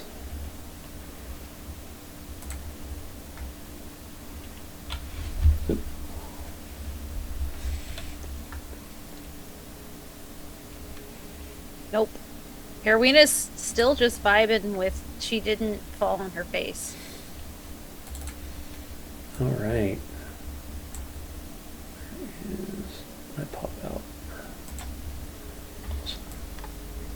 All right. These creatures tear through. You can see the snow kind of picking up at every scoop as they're running towards you. And they're going to run straight up this mound here. So they're going to do 5, 10, 15, and they're going to kind of jump over as you're picking Ginjack up, and they're going to attack. This first one is going to attack Ginjack because he saw him fall. And he's going to take 2 attacks.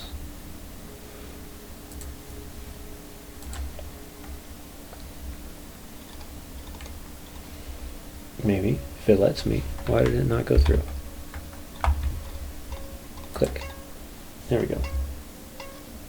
Are we not attacking now? Oh, great. This is what we're doing today. Cool. All right. For some reason, you can see the claw attacks show up, but not the numbers. Right. I don't get what's going on. Okay. Anyway, let me do my. So a 9's not going to hit for the first attack, and a 15.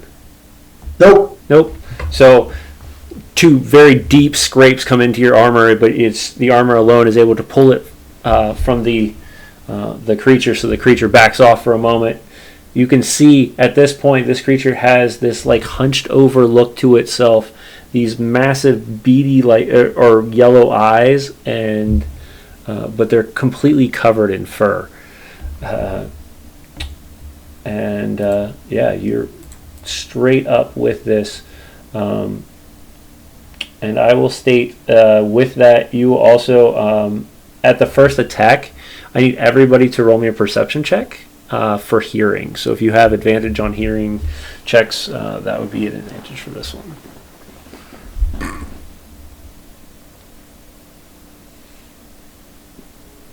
Okay, 23, 4. Kelevar. Okay, Benji, you're the only one that heard it. Once again, your senses are heightened. You hear this like very like drawl humming, almost like a tone of some sort that's just catching your ear, but nobody else seems to notice it. Just a heads up. Yeah, I'm gonna guys, do y'all hear that? and then I'm gonna try to point it out. Okay. It's like a, I don't know, some kind of weird hum, like. I've noticed, except this creature appears to be trying to rip my innards out. I mean, it's a sound-based attack, if anything. Maybe Do we have someone that can deal with sounds? I wonder. All right, Ginjack, you're up. Benji, you're on deck. I touch a bead on my necklace. Okay. And I'm firing off a bless spell Okay. on everyone except me. All right. Just a reminder, Aerwyna already has a bless spell. Yeah. Oh, she does. Oh, that's right. She has an 8R. All right, and everyone except Aerwyna. Okay. Oh. So And I say, the everybody blessings of the Earth Mother be upon you. Enhance your limbs and your voices and anything else you have. Consider it enhanced. Oh yeah, that's right. I had a bless, but I don't think it's gonna help me here, so that's fine. And that'll be my action. And for my bonus action, sorry, one sec.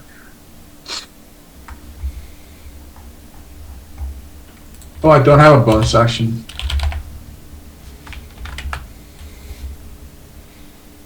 Oh, I could do it that way. No, I'm not going to do that. I'll do that next round. All right. And I'll just... no, I can't do that. All right. I can't disengage as a bonus action, right? No, not unless you're a rogue. All right. Then I'll just grasp my shield, grab my mace, and stand my ground. Okay. Benji, you're up. Kelevar, you're on deck. I'm gonna rage. Okay.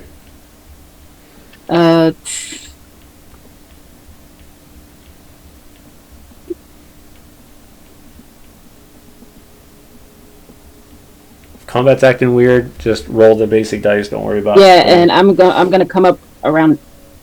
Okay. Okay, I got you. Yep. And I'm gonna recklessly attack this thing that has Ginjack. Okay. Just a heads up. You are in what is considered difficult terrain, so just. Okay, I have 40 feet of movement now. Oh yeah, you good. Okay. Reckless. Not wrong thing. Oh, no, that's very good.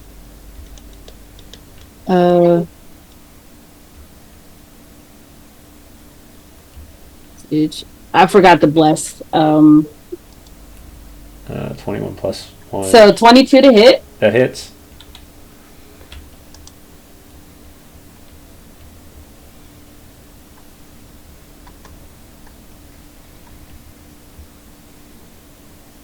It'll take 21 points of damage. Oof. Okay. And for my second attack, I'm gonna recklessly attack him again. Great Weapon Master. This time. Okay. Yeah, you take a large chunk out of him. You can see the blood kind of just immediately starting to crystallize from the cold.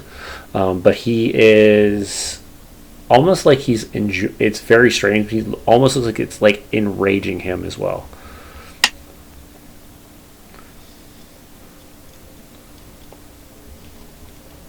Attack recklessly. -5. Oh, yeah, no. Oof. What's it that time? Yeah. Is it just the second one? His anger has already, as you when he's kind of knocks the blade out of the way the second time. You can see the large gash coming from his shoulder all the way down to like part of his stomach, but it doesn't seem to be phasing him, at least not stopping him from moving. Kelevar, you're up. Quagoth. Creatures. All right, so I am going to cast Pyrotechnics between the two back here. Okay. And what does that do and look like? Well, it's gonna just look like this small, like, ball. It just compresses, then just fireworks going off between the two. Okay. Let's see. Each creature within 10 feet of the target must succeed on a Constitution saving throw or become blinded until the end of my next turn. Ooh. That's a con of 13.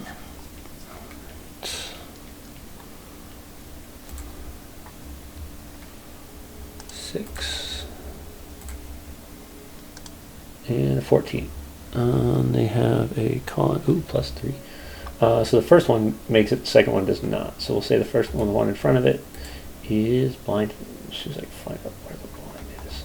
Cool. Once that's all said and done, Kelevar's just gonna scream and start running the opposite direction. You said difficult terrain, right? The mounds are difficult terrain. So where you're at right now is considered difficult, but as soon as you step off to the normal, to like this, you'll be fine. So. Okay, I'm gonna start. I'm assuming that's a tree on the left it's there? a broken down tree, yep. Yeah, I'm gonna start running towards that. Okay. I think that's 35 feet. Alright. The creatures are going to go. The other two. This one is going to not really kind of... You watch it kind of sniffing around and trying to see, but it's not able to... let me see, does it have extra senses? No. Alright, it's going to kind of just mosey around, like around itself, but just kind of stay where it's at. The other one is going to charge at Benji. I'm just going to take 2 attacks. Plus 5. And you said you did Reckless? Yes. Awesome. So that is a 10 plus 5. So 15 for the first one. Miss. Okay. My AC is a 16. Okay, so the 17 is definitely going to hit then. All right, and then that is d6 plus 3. So 8 drop down to 4, and that one will hit you for that. All right, those 2 are done. And we'll go with Aerwyna. You're up. All right. She is going to focus in and summon her goodest boy, our bestest boy. All right. Why is it saying that I don't have any spell slots available to cast the spell? That's weird. Yeah, I don't know. What you're casting the Bestial Spirit?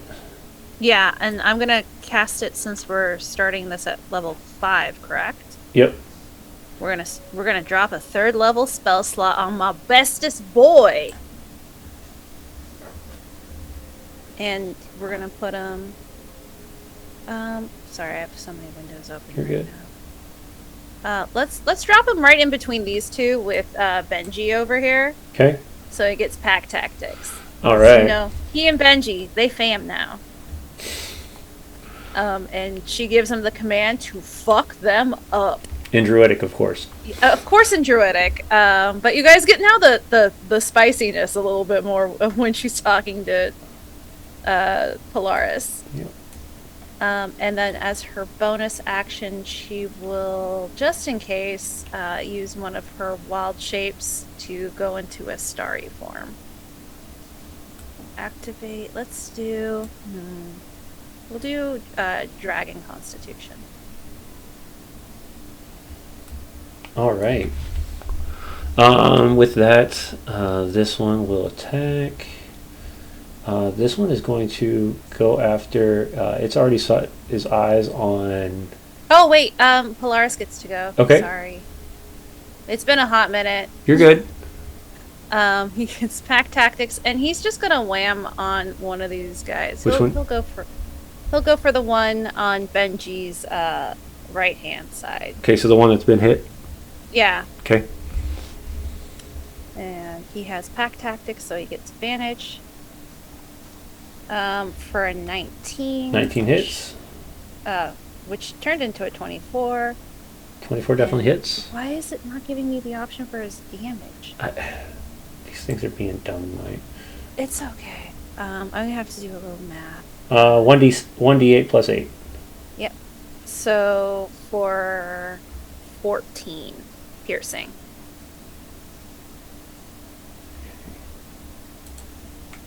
14 piercing. Okay. As he just slams into it. Okay. And does like a big ol' polar bear growl. All right. This one is going to, because that was the last one hit, he's going to turn around and he's going to whack twice at Polaris. His AC is 14 now. Alright. His power scale as I use spell slots. Got it. I had to reread the rules. Well, that and he one's also not has doing 5 more HP, so I'll fix that. Alright. Wow. I'm not rolling well tonight. Yeah, that's a 14 to hit. Yeah, that's fine. So that doesn't hit, That right? hits. Oh, that hit? Okay. 14's his AC. Okay. Alright. And then he's going to do Wounded Fury, which gives him an extra 2d6.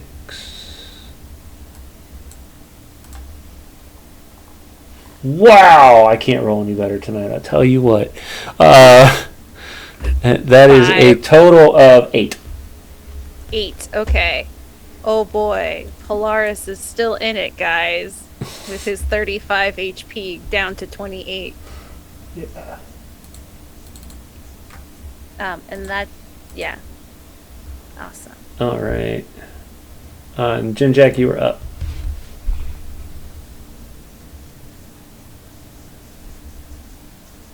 Alrighty. I will, well, no one's hurt yet, I don't think. Don't believe so.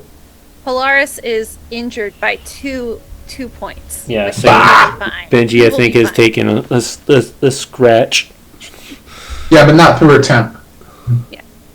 Alright, I'll take a mace to the fella I'm facing. Okay. And, so that'll be... Sorry, 1 second, just You're need to good. find it.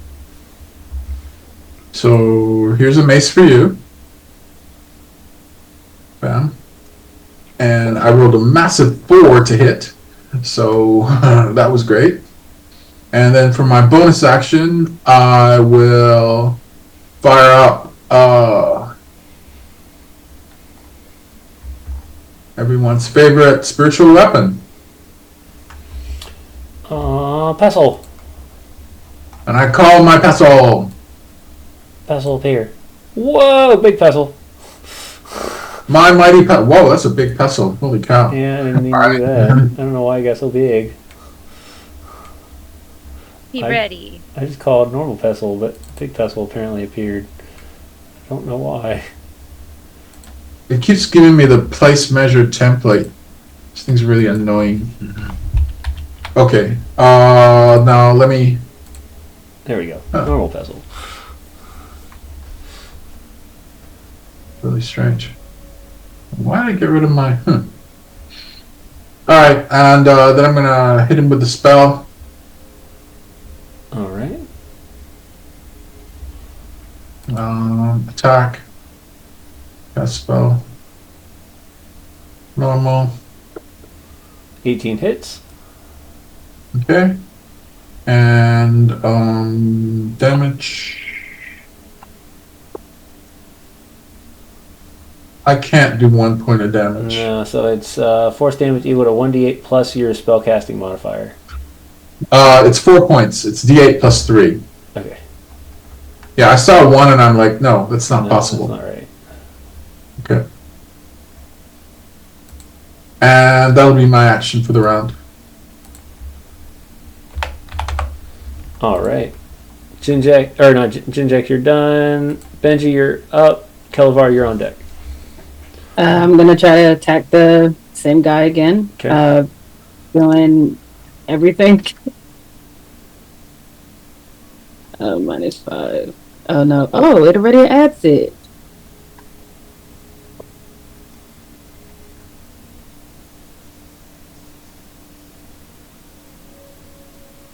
That is a 20 to hit. That hits. Great. Oh yeah, it already adds it. Cool. 22 points of damage. That'll take him out. Great. I'm gonna my second attack to this guy right here. Okay. 1d4. 18 to hit. 18 hits.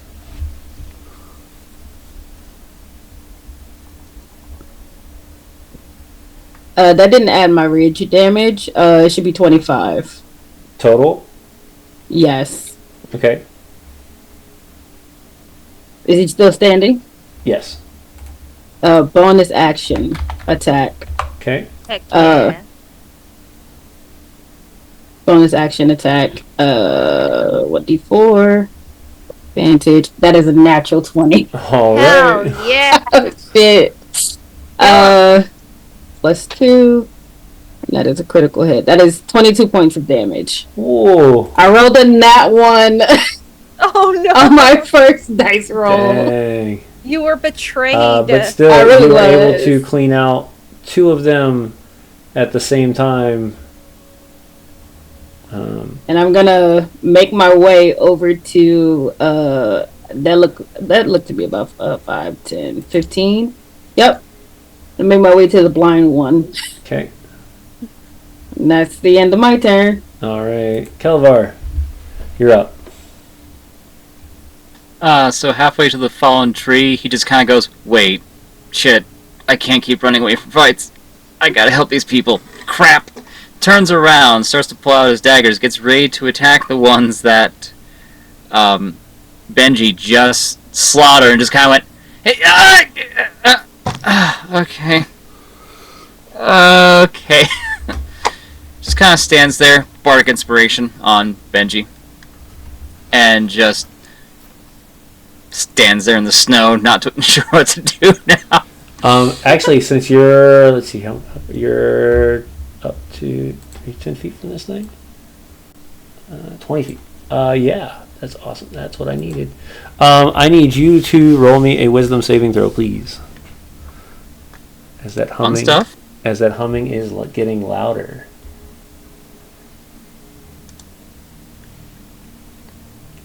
18. Well, you'll take half damage at least, so that's helpful. It's gonna be 2d8. So it's be 6 points of psychic damage as your head starts to hurt as you can hear this ringing in your ears.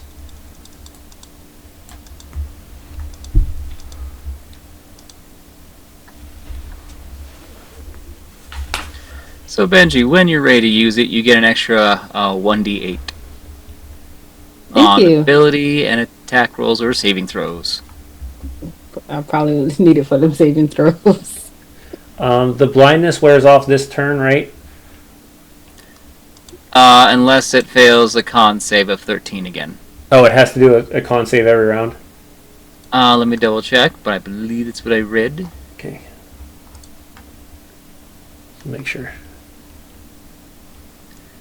Nope, it's just blinded until the end of my turn. So Okay. yeah, it's able to see again. Sweet.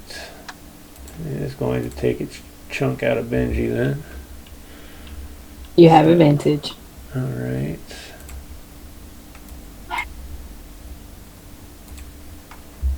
Man, I can't roll all tonight. That's 8 plus 5. So, no, 8, 6, 5. 6. Alright, sweet. That did actually hit. It's the same one I hit last time. But he hasn't been hit yet, so all he does is 2 points. Or 2 plus 3 is 7, so 3 points. As he scratches at the first one. Oh, that one's actually going to hit. Real good. So that one's the second attack. And that one's going to be another 4 points. So total of 7 points from that one. Okay. So your temporary is finally fading. And yeah, as you feel that, Aerwyna, you're up, and then I'll tell you what happens next. 15 feet of movement. Okay. We're gonna guiding bolt that guy. Cast that spell. We also are blessed for feeding the little guy. Mm-hmm. For 26 to hit. Definitely hits. Damage. for 18 guiding bolts. Ooh. Yeah. And then she's gonna come around with. No, she's in her dragon form, so she doesn't have that bonus action. That's fine. I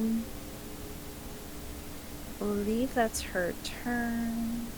And she's gonna command Polaris to go eat. Chomp chomp. Buddhist, do a big chomp. No. He has advantage. Does a 13 hit? A 13 does not hit, I don't believe. 13, Okay. yes, 13 does hit.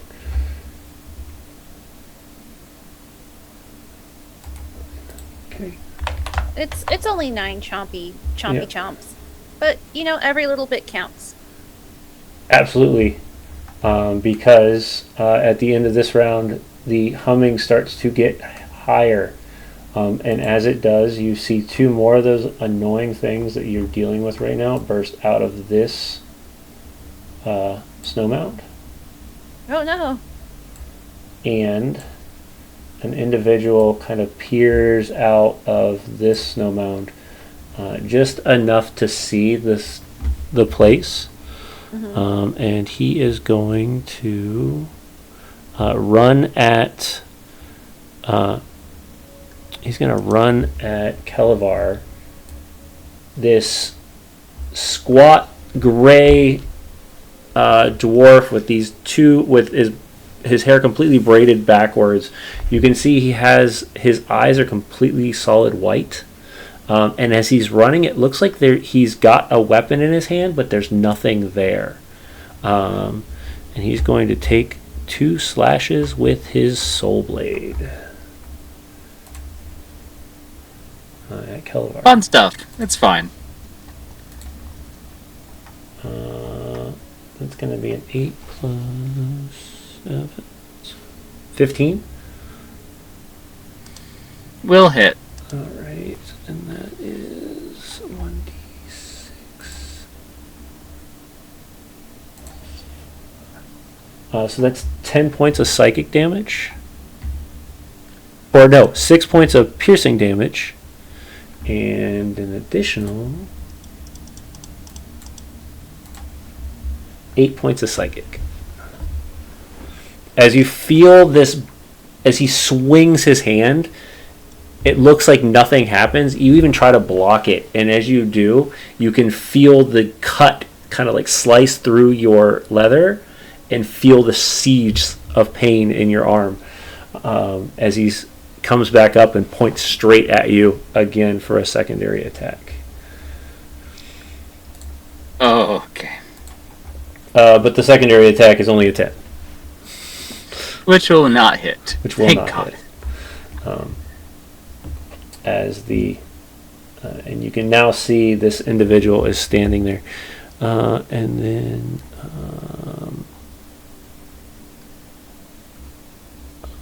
then he will, nope, that's next turn. Make sure I have everything set up right.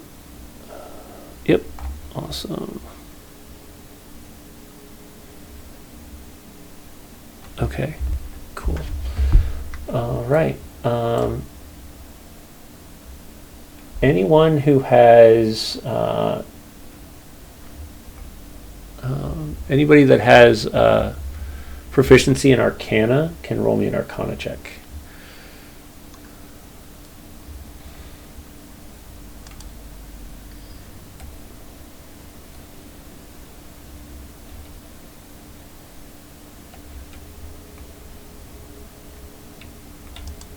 Who's our big brain folk? Nope. All right. That's not this group. Nope. Neither. Look, that does not work. we're charisma and based. wisdom. Yep. We're charisma and wisdom. I'm sure we can make a wonderful, combining the 2 words. And those 2 are going to, while you're doing that, those 2 are going to run at Charisma. you. The first one is going to hit with the first attack, Aerwyna, for 4 points of slashing. Shield. Oh, okay. Oh wait, no, it's 18. 18 plus 5. Oh, plus 5. Yeah. Shield. So blocks? Yeah. Alright. Her AC is now 24. Yeah. Oh wow. Yeah. You have an 18 normal? Not. I have a 19 with mage armor with my shield. Her base with mage armor is 17, 2 with her shield, and then +5 from shield spell.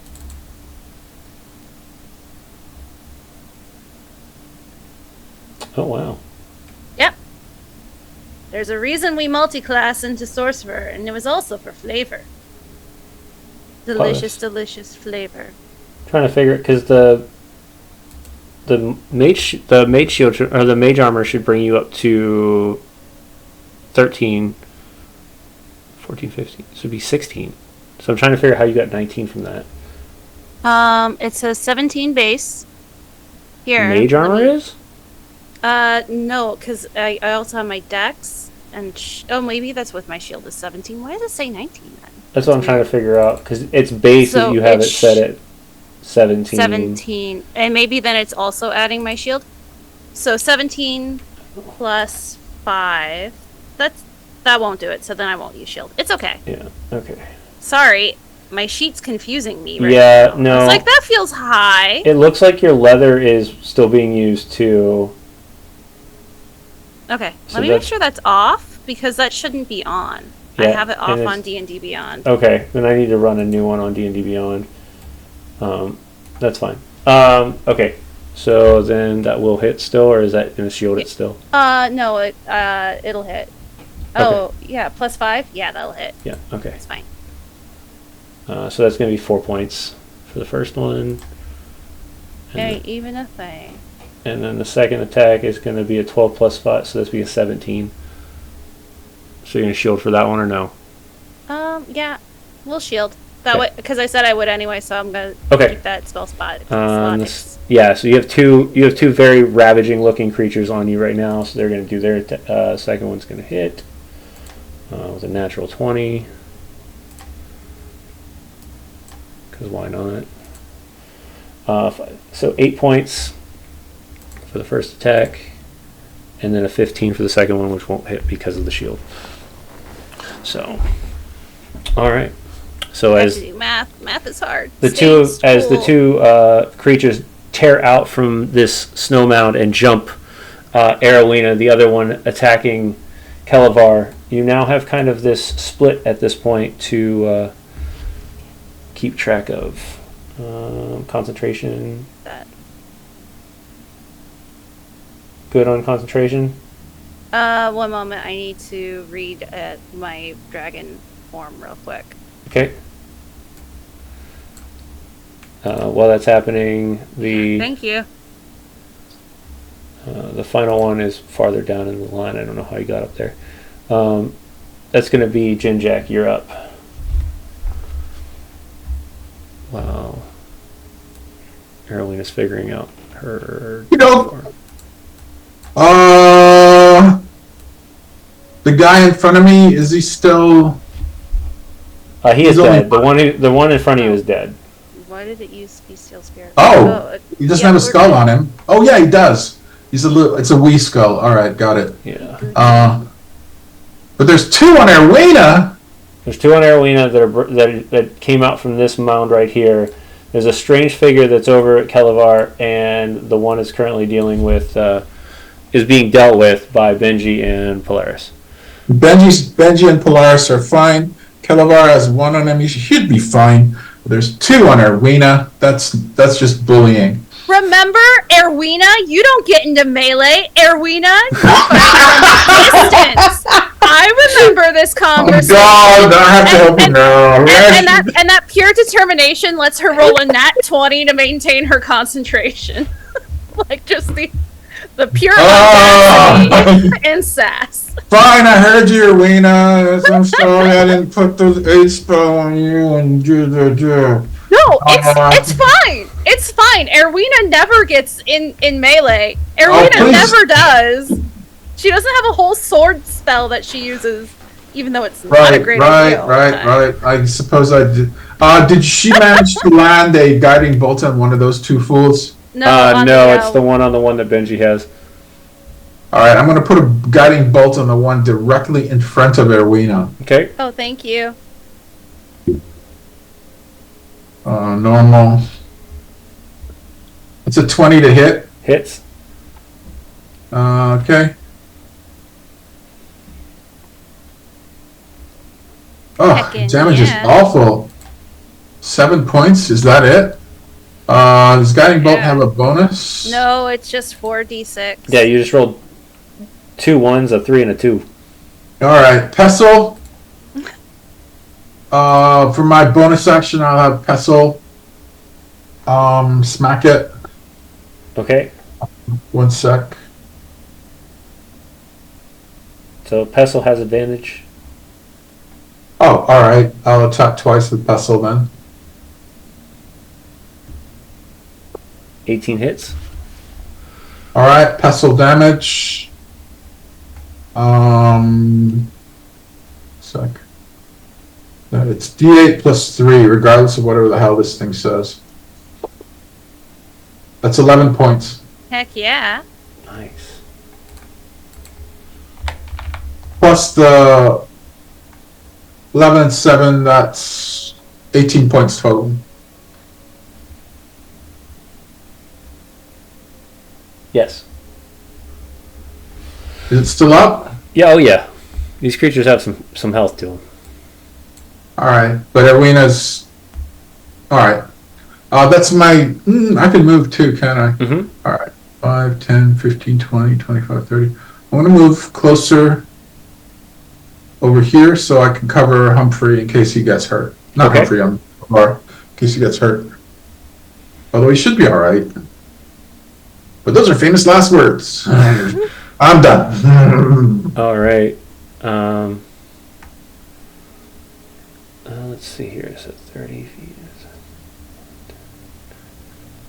Okay, cool. That's there. All right, Benji, you're up. Kelevar, you're on deck. The one in front of me has guiding bolt, right? Mm-hmm. All right. So yeah, I'm just gonna attack this one. Okay. 16. 16 hits. Great. Plus 2. That's 23 points of damage. As you cleave the third creature in half and just splatter blood across the ground as you've done so. But the chill just of kind this is completely freezing the blood as soon as it hits the snow. It just kind of it turns to ice. And I'm going I think I can do 5, 10, 15, 20. Right next to Aerwyna. Okay. And I'm gonna take my second attack at this one. Okay. And I will reckless that. Okay. With a 19 to hit. 19 hits. Great. Plus 2.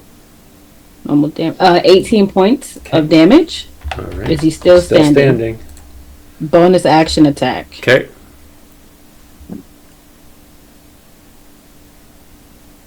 Can I reckless my bonus action attack? It's the yeah. Okay. You're recklessing consistently, so I mean you'd be able to reckless the same thing. Because all attacks against you become reckless then. Gotcha. 22 Okay, hits. 22 to hit. Mm-hmm. And 19 points of damage. Okay.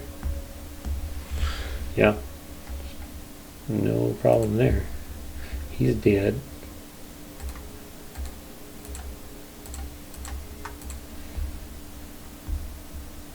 And that's all I can do. All right. Kelevar, you're up. Alrighty. So, I'm going to throw color spray in this guy's face. He needs to succeed on a con save of 13, but I'm also going to burn one of my bardic inspirations to use cutting words and go, you know, the last time my arm was this numb, your mom was involved! And whatever I roll on a d8, he subtracts from his con save. All right. So I'm rolling a d20 and adding my con save, 19 plus... so 19. And then so 11. Yep, he fails, so he's now blind. He's now blind. Because you and used... I am running towards Ginjack. Okay, going, because you used a magic spell near him. Where is the weapon? What am I looking? That's not what I'm looking for. There it is. You feel that psionic reverberation come from it, and you will take 9 points of psychic damage.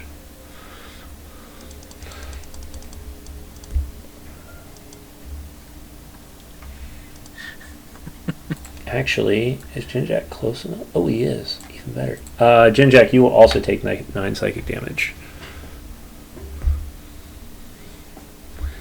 As you are within the range of him. As you feel this just ringing in your ears and the headache. And you could tell as soon as Kelevar cast something on him that this kind of burst from him. I need to make a concentration save then, because I'm still maintaining a blessing. Okay. Oh, but I have a blessing on me too, right? Yes. Mm-hmm. I made it regardless. Okay, cool. All right. And then it is Aerwyna's turn, and then the creatures will go. Okay. First off, she's gonna just try and shoot a guiding bolt point blank range. You have advantage if it's the one that I hit. The one right in front of me? Yeah, because I hit him with a guiding bolt. Okay, so that negates it. Oh no, that one's dead. No, the one next to in front of Benji. Oh, alright, never mind then, sorry. Yep. Okay, so disadvantage, but that's, it's how the cookie crumbles. So I believe a 22 is going to hit. Definitely. For 12. Okay. And then, as she's going to give a command to Polaris of, get over here and kill this motherfucker. And Polaris is going to run 10 feet. Hey, give me my selecty tool so I can move my little guy. He's going to run at least 10 feet forward, which is slowed by the snow. And then he's going to he's going to jump, which he has a jump of 18 feet. Oh, wow. Because he's got an 18th strength score. Right. And he's going to land right here next to Benji, and he's going to attempt to fuck it up. All right.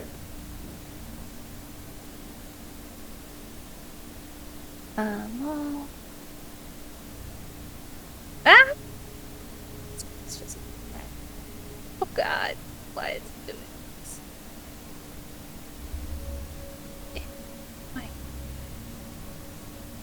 Attack. Advantage. Attack tactics. That's not going to hit, but he at least made one heck of an entrance. He did. See, you feel the snow just as he lands and kind of gives this plant into the snow as it blows up against the creature's fur and just kind of connects to it, but it doesn't seem to like blind him or anything. As he swings wildly, but the snow is also in the air. It's hard to catch the grip at that point. I think there's a small moment where Polaris in Polar Bear says, "Did you see that?" And nobody can understand him. Right. Like, as and you see just this kind of goofy smile on Polaris of enjoying what he just did. But the creature is going to retaliate once again. He's going to do 2 attacks on Polaris. 5, 21. That'll hit. That's going to be this one this time. So 8 plus 3. So 11 points for the first attack. Yep. And the second one's going to hit 2. for an additional 14. The biggest boy is still in it, but barely. Alright. He is going to cast Mirror Image. Ooh. And then you're going to watch as he pulls his blade out and starts to, or actually, and then as a, no, yep, that's exactly what he's going to do. So he's going to draw energy from the magic that's been thrown around, and you're going to see the blade actually appear in his hand, and you can see that. And he kind of places it in front of him in this defensive position at the moment before he attacks. But he is going to wait.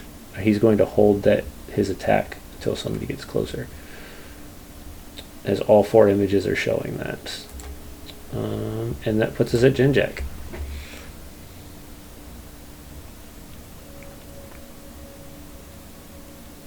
Okie doke. I'm thinking Aerwyna has Benji and Polaris with her. This fool just zapped me with psychic power. So I'm going to move Kastle over here. Okay. Actually here, it's 20 feet. And, which is close enough. And, wow. I'm going to bolt him. Okay. Now I'll just take my... Yeah, I'll guiding bolt him. And I'll just suck up the whatever damage I take from the spell.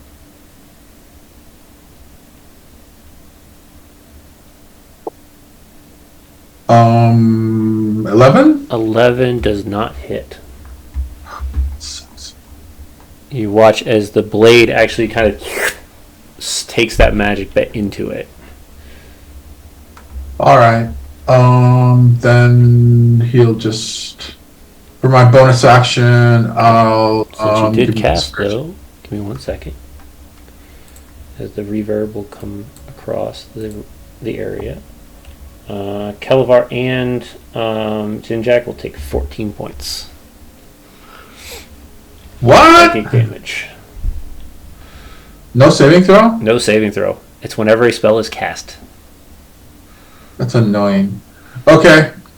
I'm down. As you watch this psychic energy pulse through, it's a 30 feet when the spell is cast. It's 30 feet.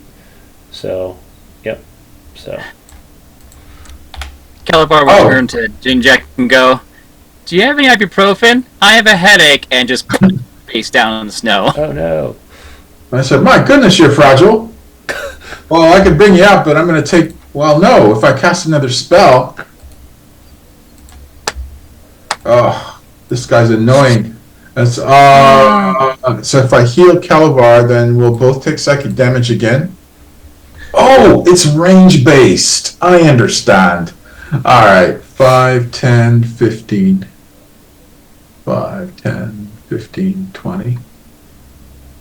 I'll go back here. Okay. Then I'll speak a word of healing, targeting Kelevar. And, yeah. Healing word. You won't. Can you use healing word? Yeah, it's bonus action. Right, but you've already cast a level spell. The only thing you can cast if you cast a level spell is a cantrip after that. Alright, I understand. No, you're right. No, I can't healing word him.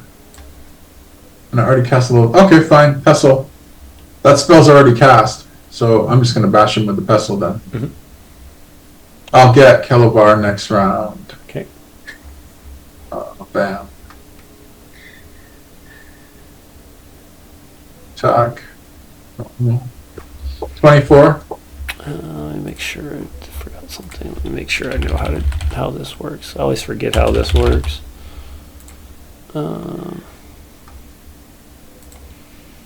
If it hits, okay.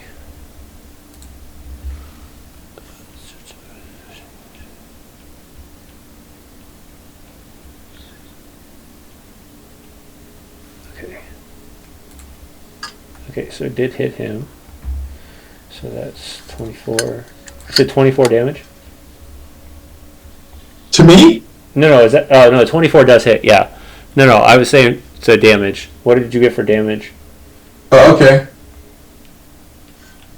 7 points. Okay.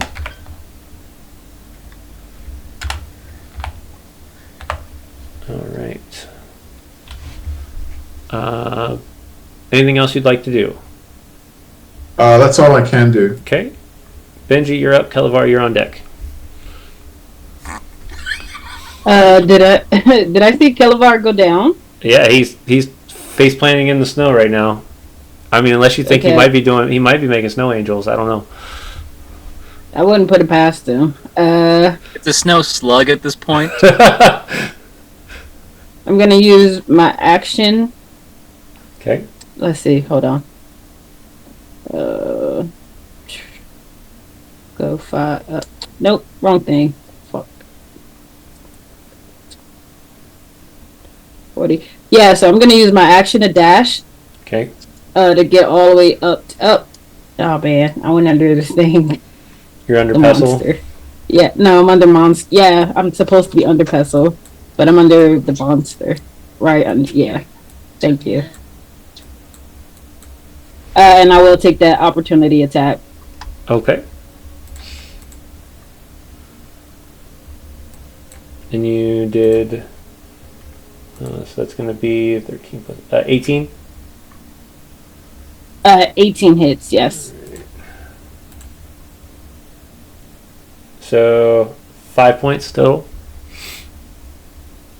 All right. And that's all I'm gonna do for my turn. All right. And you're right next to or right under pestle. I should be right next to the shadow guy. Okay, got it. Kelevar, give me your first death save.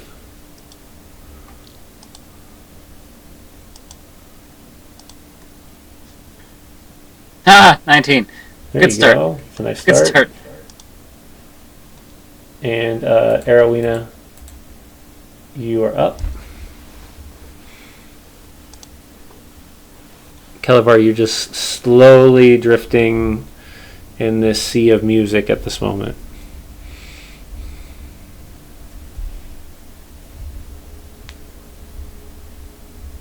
All right, it's my turn. Mm-hmm.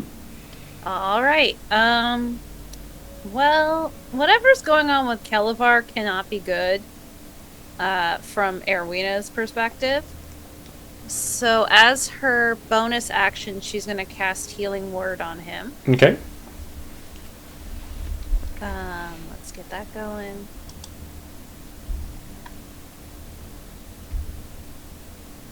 For 7. Nice. As her action, she is going to Sacred Flame the hairy guy Okay. in front of her. So Dexterity saving throw, 15. 18. He doesn't take any damage, Okay. and then she commands Polaris to continue to murder this guy. Okay. So then he gets pack tactics because she's still. Oh, she'll move right here. That works. Okay. And roll. Oh, wrong one thing. God damn it. Attack. Damage. 19 to hit. 19 hits. For 14. 14 damage. Nice. Okay. And that's Polaris. All right. As this happens, you will see the Dwargar that's standing there, the blade glowing heavily, looking at Benji, and there's 4 of them, so they're kind of shifting back and forth to so you can't really tell who's actually swinging. But he's going to take 2 swings at you. He's going to do... first swing is going to be 19. 19 hits. All right. And that is going to be 1d6 to start. So 6 plus 4. So 10 total minus the... are you shielding her? No, I'm unequipping my shield. Oh, okay. I was like, Yeah, no, I think it's adding my shield twice. I think that's where the problem was. Oh, okay. Oh no! Oh, what the man! I was doing math. I need to know how much of it is psychic and how much of it is So slashing. it's 10 piercing total, so that's going to be 5 piercing for you.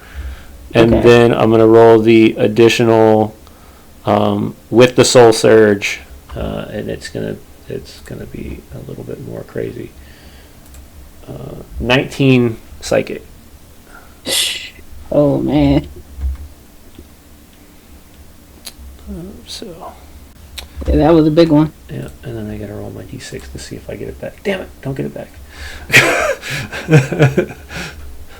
That's a one-time deal thing you get to do there. So unless I can roll my recharge. But yeah, he's and then his second attack is just a normal 14 plus 7 is 21. So that hits. Hits. That's just going to be 7. So 3 points of piercing. And oh god, I'm rolling high on those ones. 13 more points of psychic.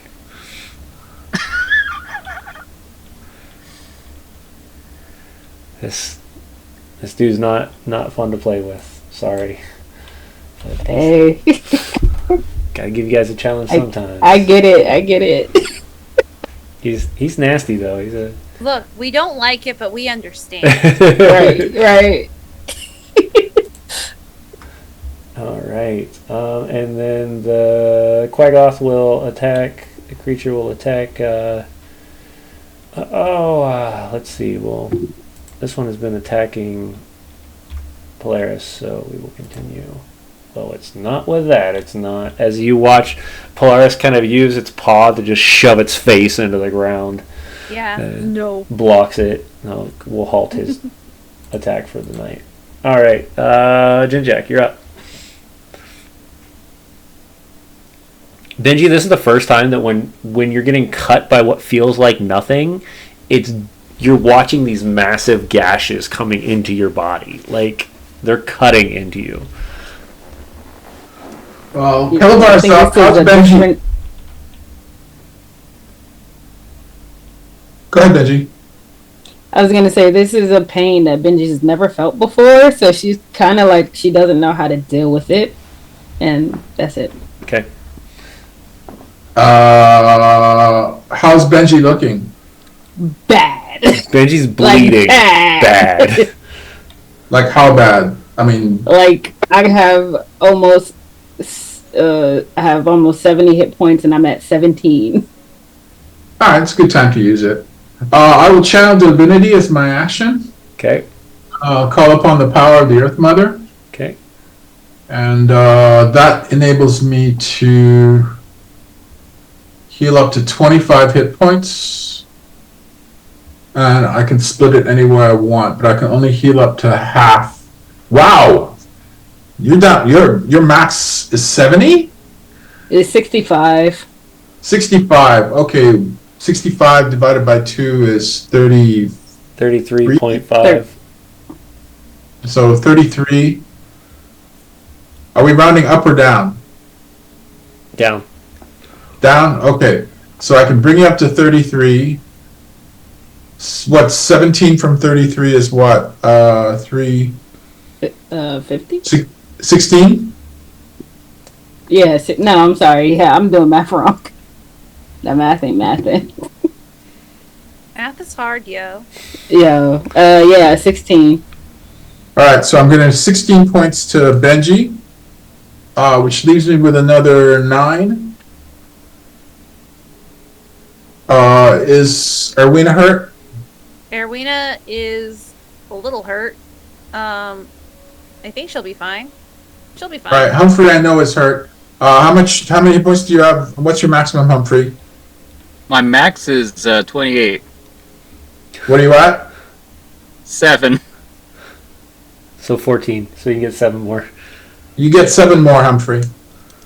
Yay! Thanks. And and just to be sure, normally I'd hit with Pestle, but for my bonus action, I will fire a healing word at Benji. Okay.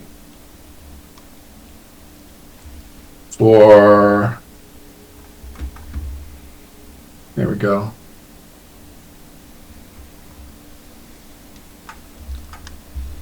That's not correct. There should be An extra plus 3, 6. right? Yeah, it should be 10. Yeah. Okay. So you get another 10, Benji.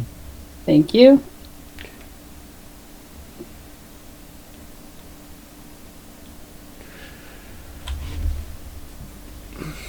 As you can see and smell the autumn leaves kind of falling from this just enigma sky, you all feel that warm sensation of fall and the summer breeze, or the slight breeze and the sunlight pouring down on you from Shantaea's blessing. As Everybody loves us all, but not you, you little short bastard. Your brother does not love you.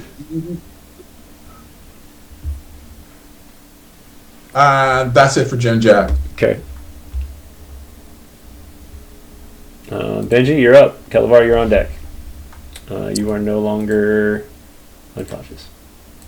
So this guy's not blinded anymore, right? Correct. Okay.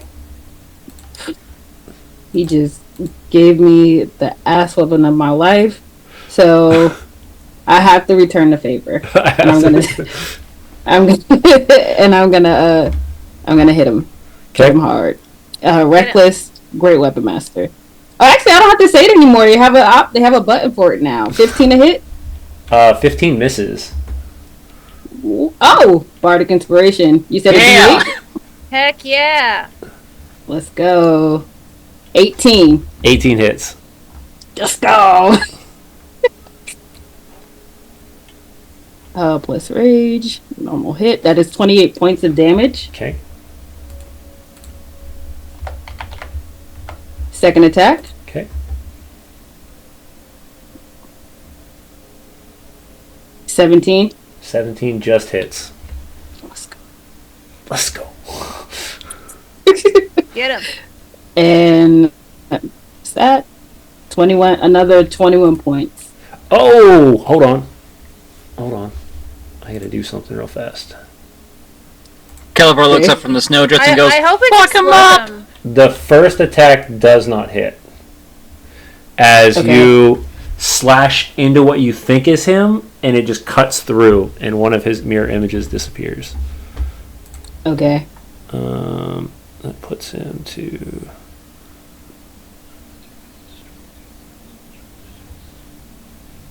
all 3. Okay, and the second attack...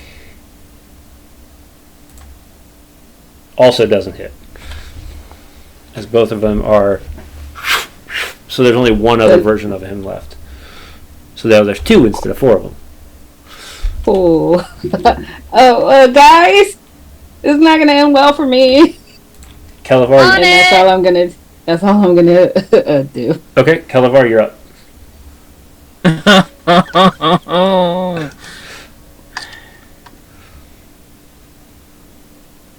Oh, that was such a good attack and hit point run for them. Oh, okay. I'm sorry, I wasn't looking because I really thought all that damage was gonna do the trick. Oh crap! I gotta add that points back.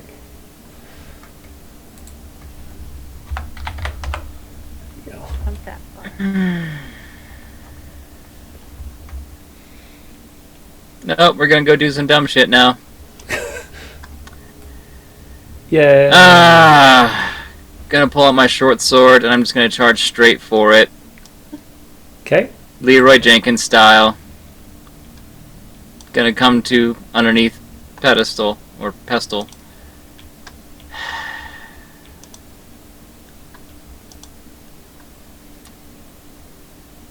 Oh, Oh, I thought you had it too. I did too.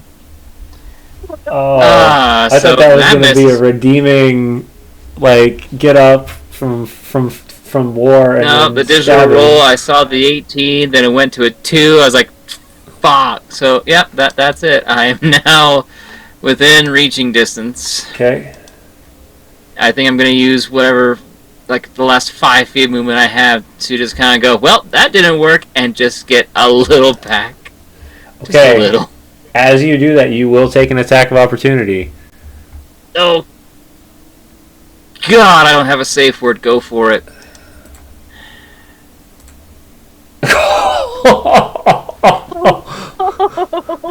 Okay. Ooh, you lucky gnome, you lucky gnome. Just whiffs across as you just duck out of this ethereal, like, blade coming over your head. You feel it, but it just right over. Yeah, girlish scream. No bar hold. Mm-mm. Aerwyna, you are up.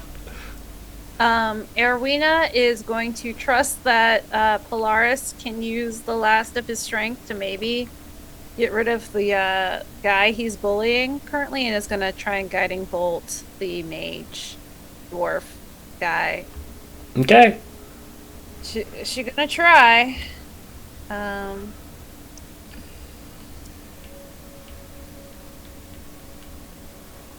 17 17 hits. and normal for 12. Okay. Radiant. Gives Polaris the command to fuck it shit up. Okay, before that goes through, give me 1 second.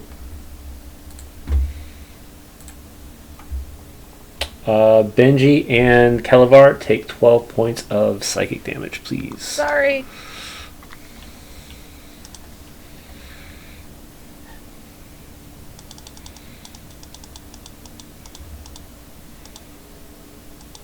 He's a nasty soul blade. Oh, he's nasty. But that will do that for the Oh, that's creature. just his attack. that. Yep, that hit. Okay. For Oh. 9. Okay. All right. We'll let the creature attack first against Polaris first. 17 plus 5 or 6. Yeah, that'll hit. Oh. And because he is damaged, he does the 3d6 He's gonna poof. for 13. Polaris poofs into starlight back Alright. to the realms of which Polaris hunts. And then, natural 19 for that one. So that's 24 to hit for you, Aerwyna. That'll hit. And that's going to be 15 points of slashing damage. Girl is still in it. Alright. The Math Soul is Blade 20. is going to return favor with Benji. And since you gave him the Reckless, he's going to make sure that he utilizes it. 13 plus 20 hits. 20 hits. And it's going to be 1d6. So it's going to be 8. So 4 points of piercing and 10 points of psychic for the first attack. Okay. What's that? This is not looking good. It's 14 plus 7, 21 to hit. So the second one. Yep. It's going to be 2 points of piercing and 10 points of psychic.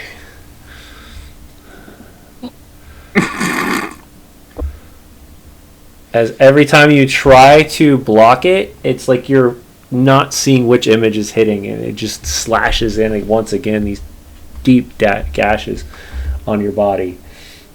And he is going to hold. Actually, he's going to. He's going to look at you, and he's going to cast Hunter's Mark, and you're going to see this like blue symbol appear on your arm. Me? Yes. Oh, He has marked okay. you.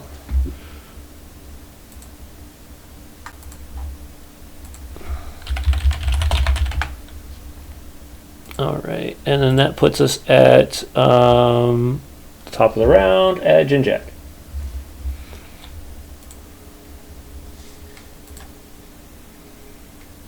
Sorry, does he still have his mirror images up? He has one up. So there's just the two of them? Just the two of them right now. And how's Benji looking? You're about to die. Benji is about to die.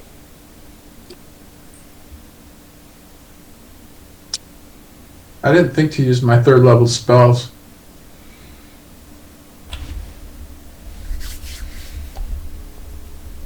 Oh, alright. I have a heal for Benji. Okay. I'm gonna pestle him and fire a word of healing at Benji. All right, let me see if Pestle hits him. Pestle hits him, so he still has one image up. Okay. Well, I figured I have to roll for pestle to hit, right? Yep.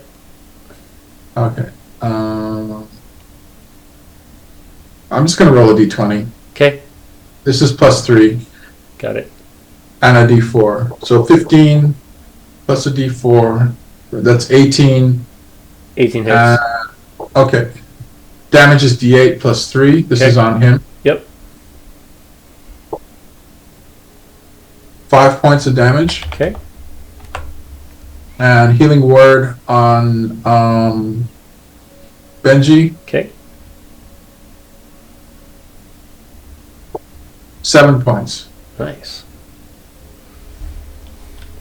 That's 7 to you, Benji. Thank you. Anything else you'd like to do, Ginjack? That's it. I'm gonna. Jeepers. I should have. I didn't think this would be that tough a fight. I should have thrown that up first. Okay. I do have a 3rd level spell pact. Okay. Benji, you're up. This might be my last round, so I'm gonna go out swinging. Get it. Gonna hit him with everything I got. That's only a 16 to hit him. 16 misses.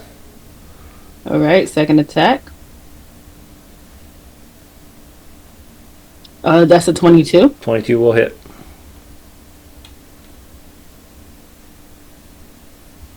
For 17 points of damage. Okay.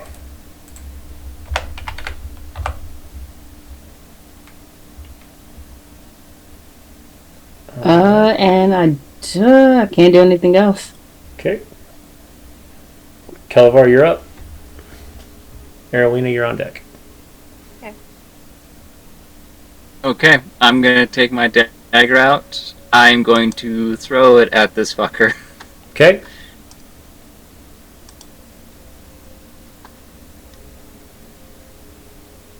How's a 16? 16 just right off of what seems to be armor, but there's this fade of imagery that comes from it first. Yep, after that, I'm just gonna run. I have nothing without putting myself right there. I'm a coward. That's it. That's all I can do. Soulblade is going to start Oh wait, no, we have Aerwyna. Yeah. Don't forget me. I'm not. Don't you forget about me. And in fact, she's going to look at the situation and will cast Magic Missile. Okay. Let's go to 2nd level. We're going to throw a little bit of that stank on it. Okay, so the first... Yeah. So let's see, does the first one kill it, or so how much is that? 4 of them? Yeah, that'll be 4. So first one would automatically disappear, so you have three that'll hit. Heck yeah, so that one takes that one. Did I have it consumed? Like, what is happening? It's so confusing. Okay, I'm gonna roll the other. So then the other 2 are 2d4. So that'll be 9. 11 total. But now we got rid of all the illusions. And that's her turn. All right. He's going to take 2 swings at Benji. Did you reckless as well, or no? Yeah. Yes, I did. Just making sure I know the rules. It's going That to be hits. 11 plus 7, so 18. 18 hits. All right.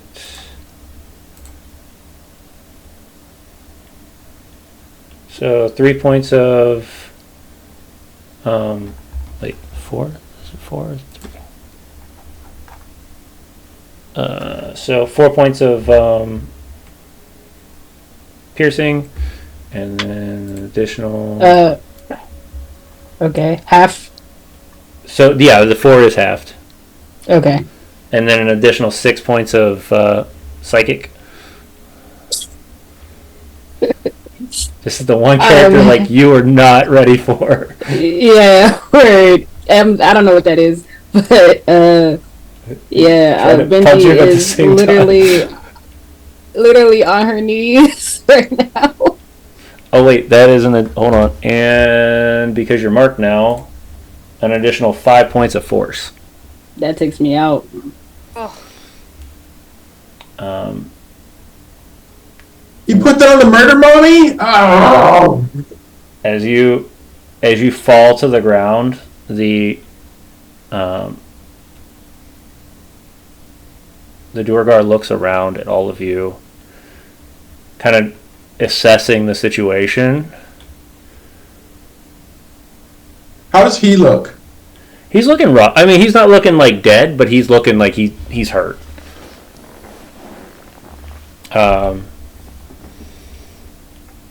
He's going to do something that wouldn't be expected, but he knows that otherwise he's not going to be able to live.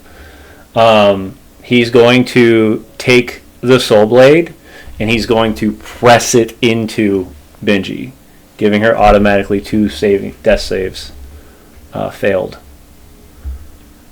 And then he's going to run. Oh, is he leaving his soul blade behind in her? No, he stabbed her with the soul blade, and then he's diving into the snow mound. Okay. So, and actually, I can't. I still have healing left. The problem is the range is touched. That's why I didn't want to use it. Mm-hmm. And at this point, unless you go looking for him in the mound, the combat is over at the moment. I'm not even considering that. I'm hitting Benji with a cure wounds from my necklace. Okay. So that will be 12 points to Benji. Thank you. Okay. I think with combat over, Aerwyna is going to suggest we find a place to take like a rest, so we can be hale and hearty. Oh, gather around me! Before you do that, get close. Okay, Aerwyna is going to come on over, bleeding as well. And I begin the prayer. Yay. calling on the power of Necklace of Shantaea's blessing. Okay. And this will be a prayer of healing. Okay. Why won't I? Oh, I gotta go to there. Huh.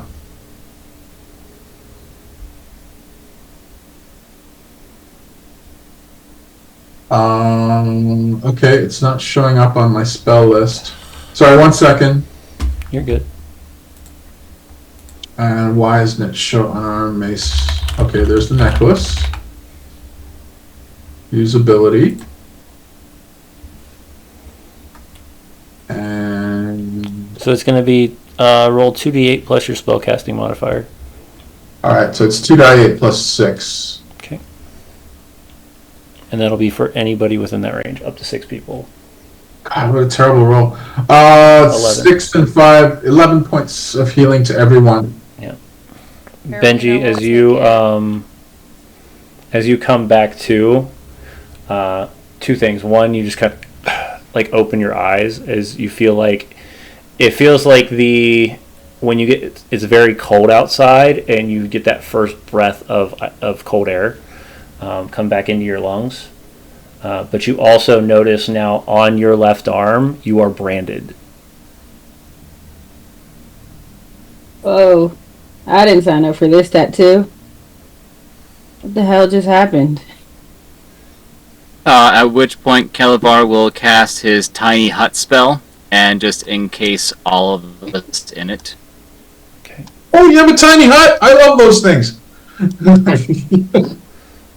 As you appear, the tiny hut of Kelevar, this is where we're going to call it for the evening, as Kelevar is going to huddle everybody in for a night of hopeful rest.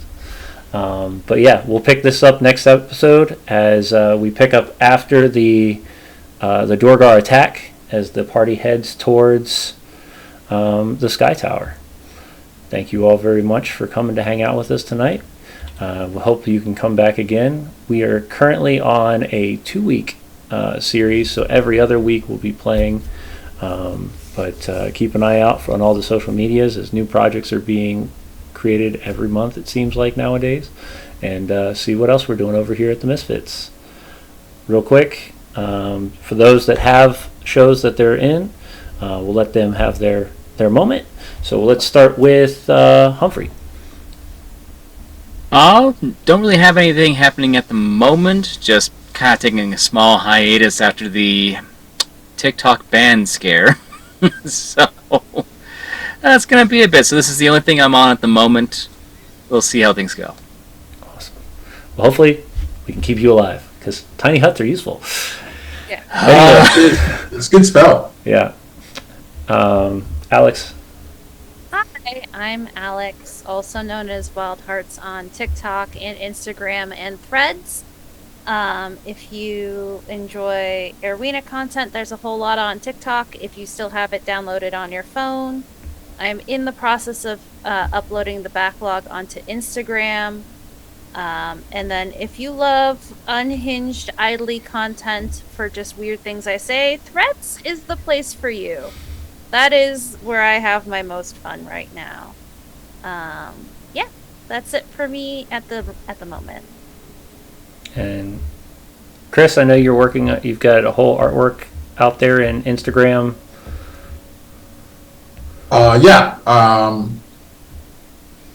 So did this tonight. I did a shot of the Duergar. Whoa! Heck yeah! Yeah, the Soul Blade.